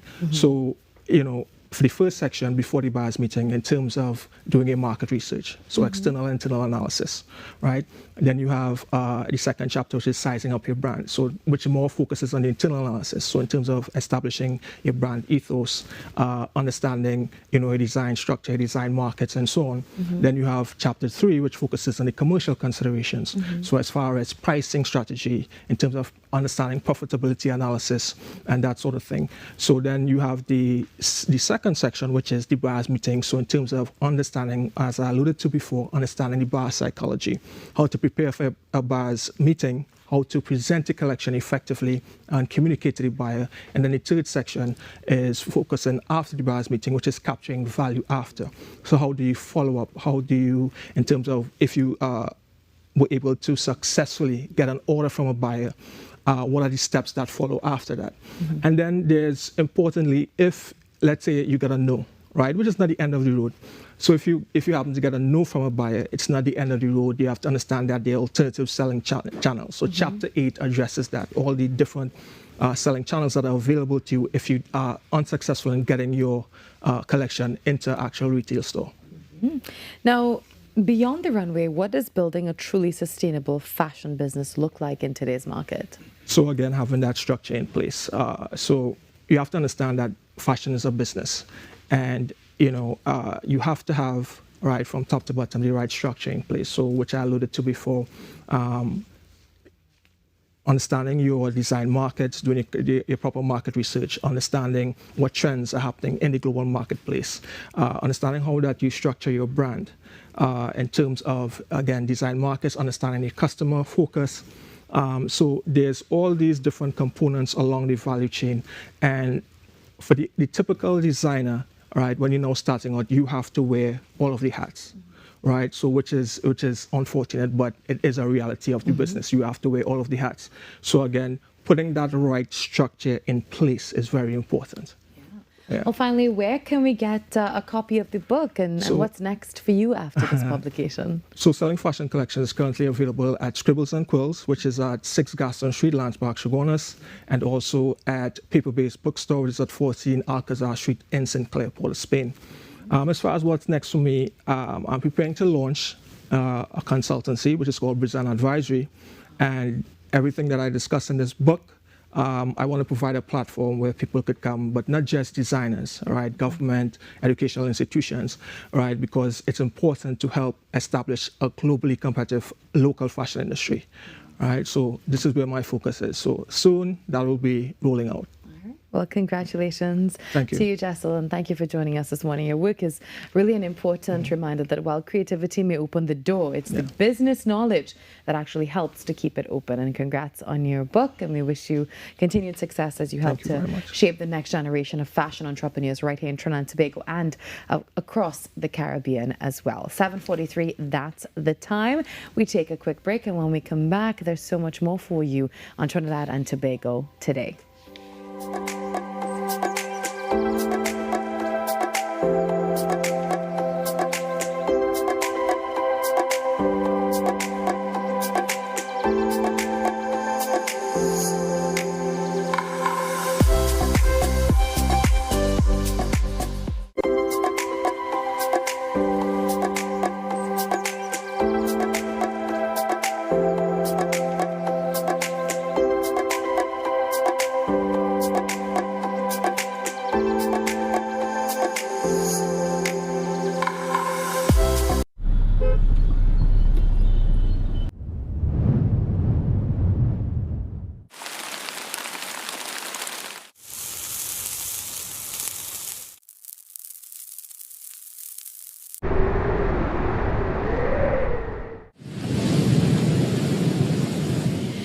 Whatever the skies bring, stay prepared with TTT Weather.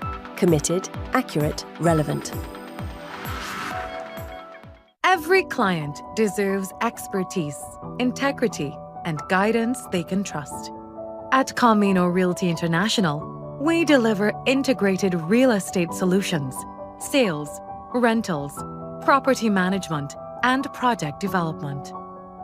Driven by excellence, transparency, and innovation, we protect value, create opportunity, and build lasting success. Because real estate isn't just about buildings. For more information on our services, log on to CaminoRealty.com or follow us on social media at Camino Realty TT. Camino Realty International, elevating lives one property at a time. We outside, exclusively on Talk City 91.1 FM. The men in maroon are coming home. It's the We Outside campaign, the 2026 international home season for the West Indies men's cricket team. And the final leg of the home season takes place right here in Trinidad and Tobago. Talk City 91.1 FM is proud to hold the exclusive radio broadcast rights for the 2-match test series between the West Indies and Pakistan from July 25th to July 29th. History will be made as the Brian Lara Cricket Academy in Taruba hosts its first ever international test match, a landmark moment for cricket in Trinidad and Tobago. Then the action shifts to the iconic Queen's Park Oval for the second test from August 2nd to the 6th. Every session, every wicket, every century, every moment. Follow the West Indies, the men in maroon, as they battle Pakistan in a historic test series. We outside, exclusive ball-by-ball coverage, updates, analysts, and commentary only on Talk City 91.1 FM, the home of cricket conversation. Talk City 91.1 FM, where the men in maroon live. We are the drum shaking. We are the drum shaking. We are the drum shaking. Shaking, shaking.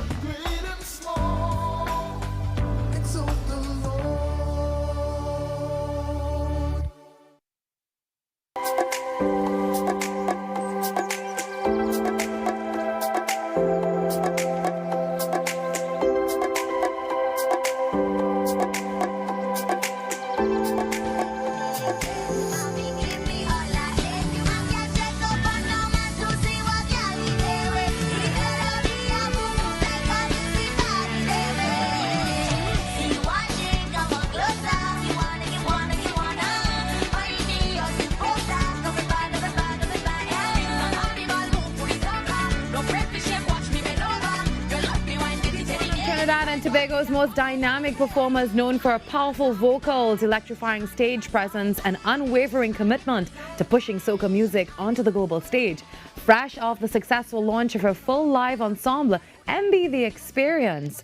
Well, Nyla Blackman is preparing to take that energy to Europe with performances in Belgium and Sweden this August. And she's also unveiled her exclusive Calypso costume section with Ronnie and Caro for Carnival 2027, adding another exciting chapter to her ever-evolving career. Well, joining us this morning, the woman herself, Nyla Blackman, and her manager and producer, Anson Sarrell. Good morning and welcome to you both. Good morning. It's good to have you here. Nice to be here. Busy bee. I know, right? But thank you for making the time to be here with us this morning. First of all, congratulations. Thank you so much. On the launch of NB The Experience. So what inspired you to create a full live band, and what has the response been like so far? Well, I've always had a live band from the inception of my career, but greatness takes time. Mm-hmm. So it really took some time for me to refine, the musicians and just exactly what the sound was going to be like. And I've been having this version of the band for the last 3 years, and I really like to take my time and perfect things before launching it and saying, making a whole big noise about it. And we've just stayed consistent performing at Soca Origins every year, my live concert that I put on, my management and I. And it's just been a lot of work going into Nyla Blackman, the experience. And the experience band is exactly that. It's an experience. It's something that I felt like people needed just more of. It's not just a live band. It's more than that, Yeah. It's a feeling. It's an experience. So that took incredible work to get everything together. It did. So I can only imagine how much work went into that. So Anson, from a production and management perspective now, what goes into preparing an entire live ensemble for an international tour, which you are embarking on? A lot. I don't think I could summarize that in such a short time, but it requires a lot of hard work. What you'll see now would be on the heels of months of preparation, months of planning, months of band practice, and it's a lot of work. And shout out to the team behind the team. We have a lot of dedicated members behind. Shout out to Giselle, the band manager. She's been doing very well. It does take a village. Yeah, it does take a village. So you're heading to Europe, and you're going to be performing at the Antillianse Festa in Belgium, and the Culture Festival in Sweden as well. So what can we expect? What can the audiences expect that would set it apart from a traditional DJ-backed performance? Going to Belgium and Sweden for the first time with my band is really and truly a dream come true. And this experience is something that I'm taking people on a journey of my artistry. So it's the high energy performance, but now backed by live bass drums. There's just something about a vibration of a band, and especially the experience band. I have some of the best musicians in Trinidad and Tobago, and bringing that raw, authentic soca, but just Caribbean, Trinbagonian sound to Europe, I believe they're going to be blown away. It's just something unique that we have been crafting, and people see it every year at my concert. And now taking that show on the road, we started this tour, first leg in Canada, sold out show in Toronto, and that was a whirlwind experience, and now we're furthering it in Europe. Yeah. Now, Nyla, soca has been gaining more international attention in recent years overseas. And have you noticed a shift in how the overseas audiences are now embracing Caribbean music?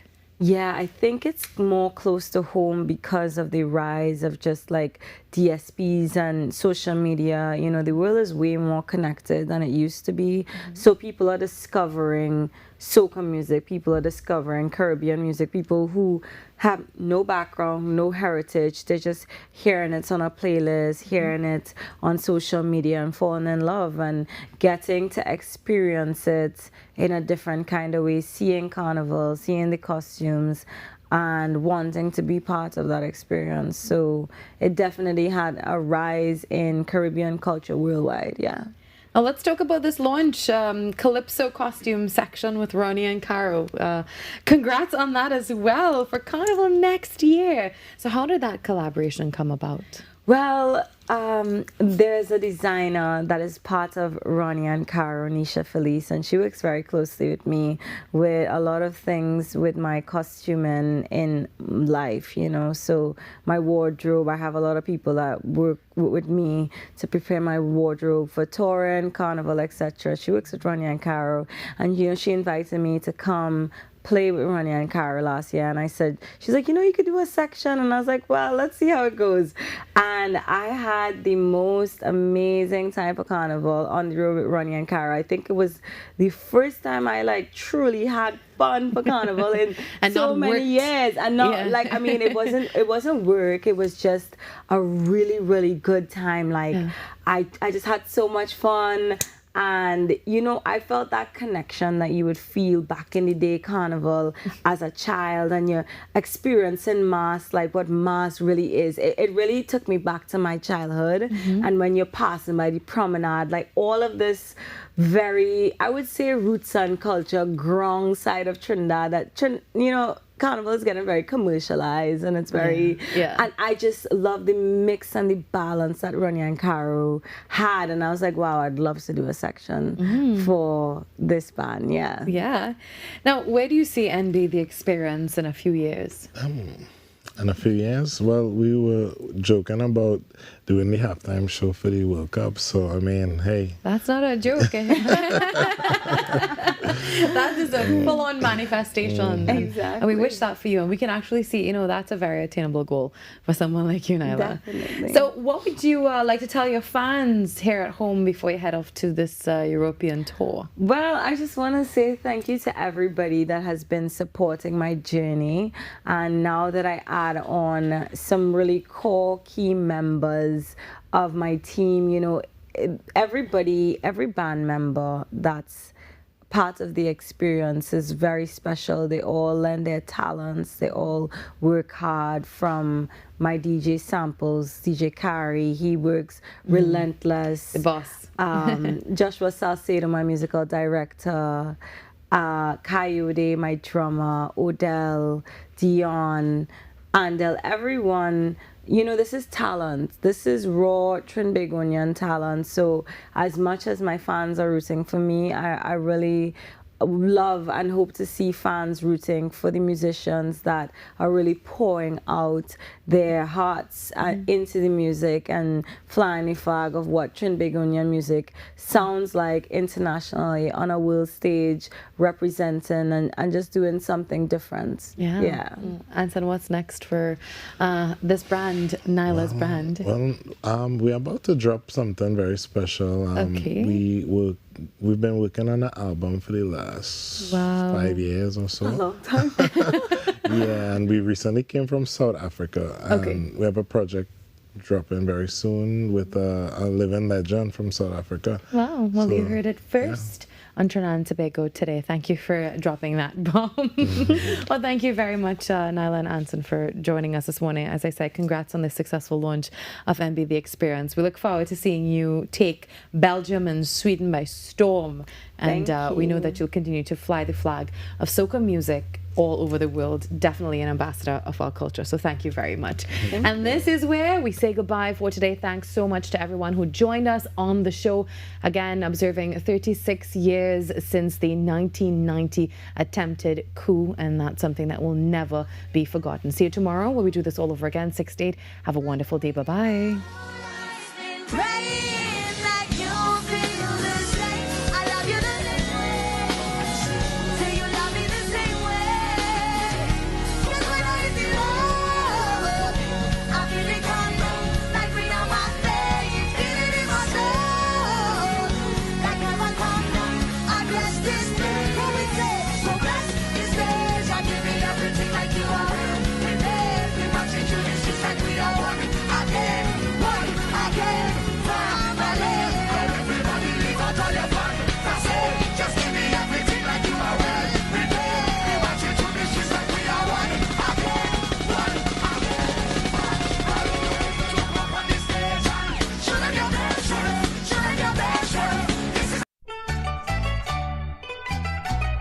Who says you have to wait until December?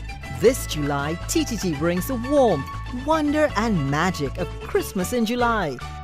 Escape into heartwarming Christmas movies every weekend, filled with love, laughter, family, romance and unforgettable holiday moments.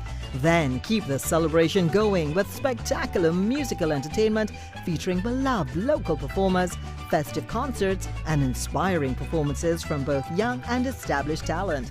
It's the perfect reason to gather the family, make lasting memories and celebrate the joy of the season right in the middle of the year. Christmas in July, all month long, only on TTT and ttt.live/stream.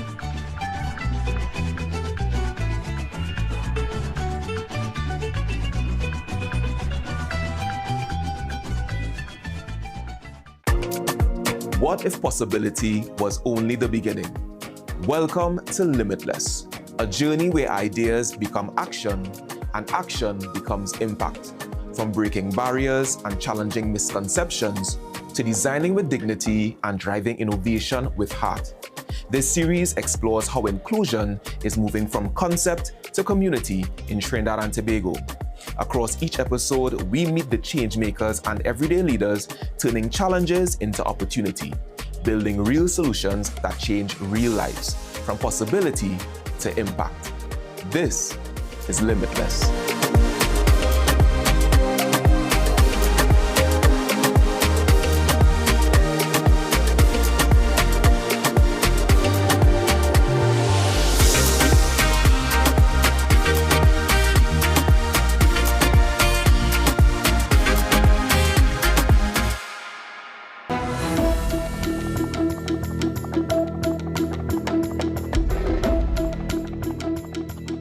Good morning, this is your TTT News Update. I'm Carrie Roberts. Making the news at this time. Freedom of expression is a constitutionality protected right in Trinidad and Tobago, but it is not absolute. That right is balanced against other protected interests.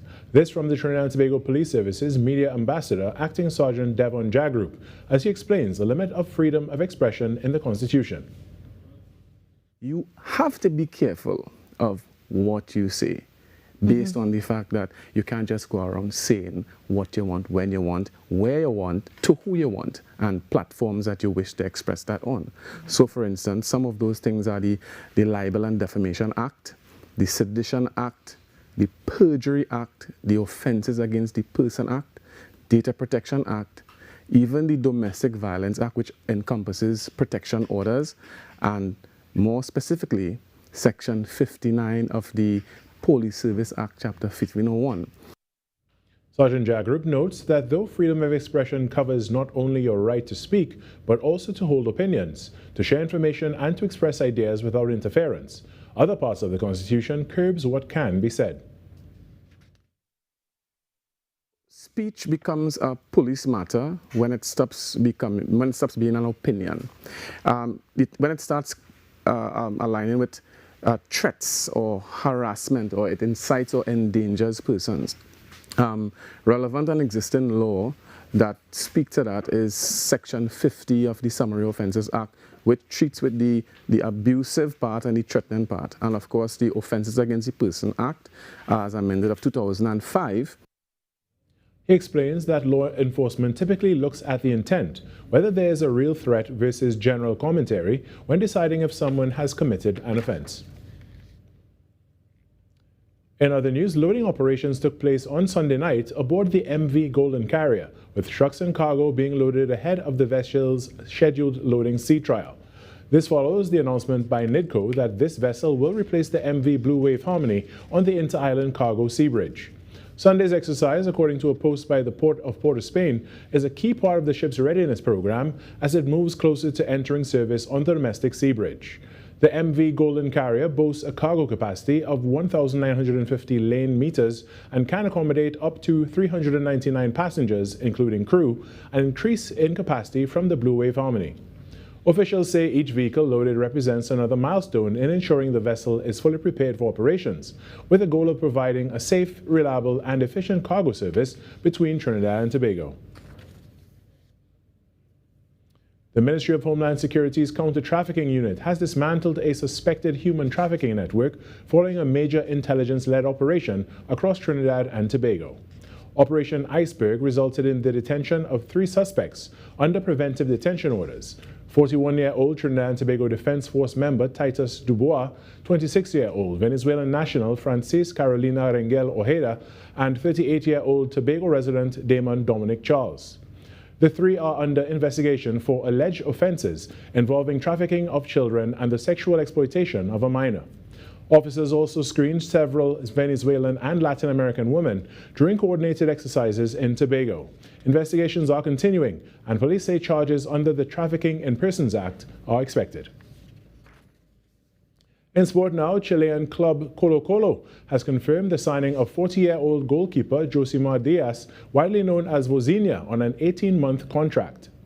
The Cape Verde international joins as a free agent after his previous deal expired, ending speculation that had linked him with numerous clubs, including Major League Soccer side Inter Miami. Colo-Colo, who has won Chile's first division 34 times, and also the Copa Libertadores in 1991. And that was your TTT News Update. I'm Carrie Roberts. From all of us here, have a great day.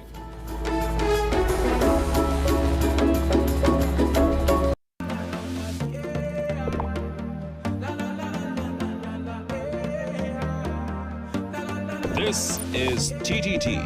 Live for local.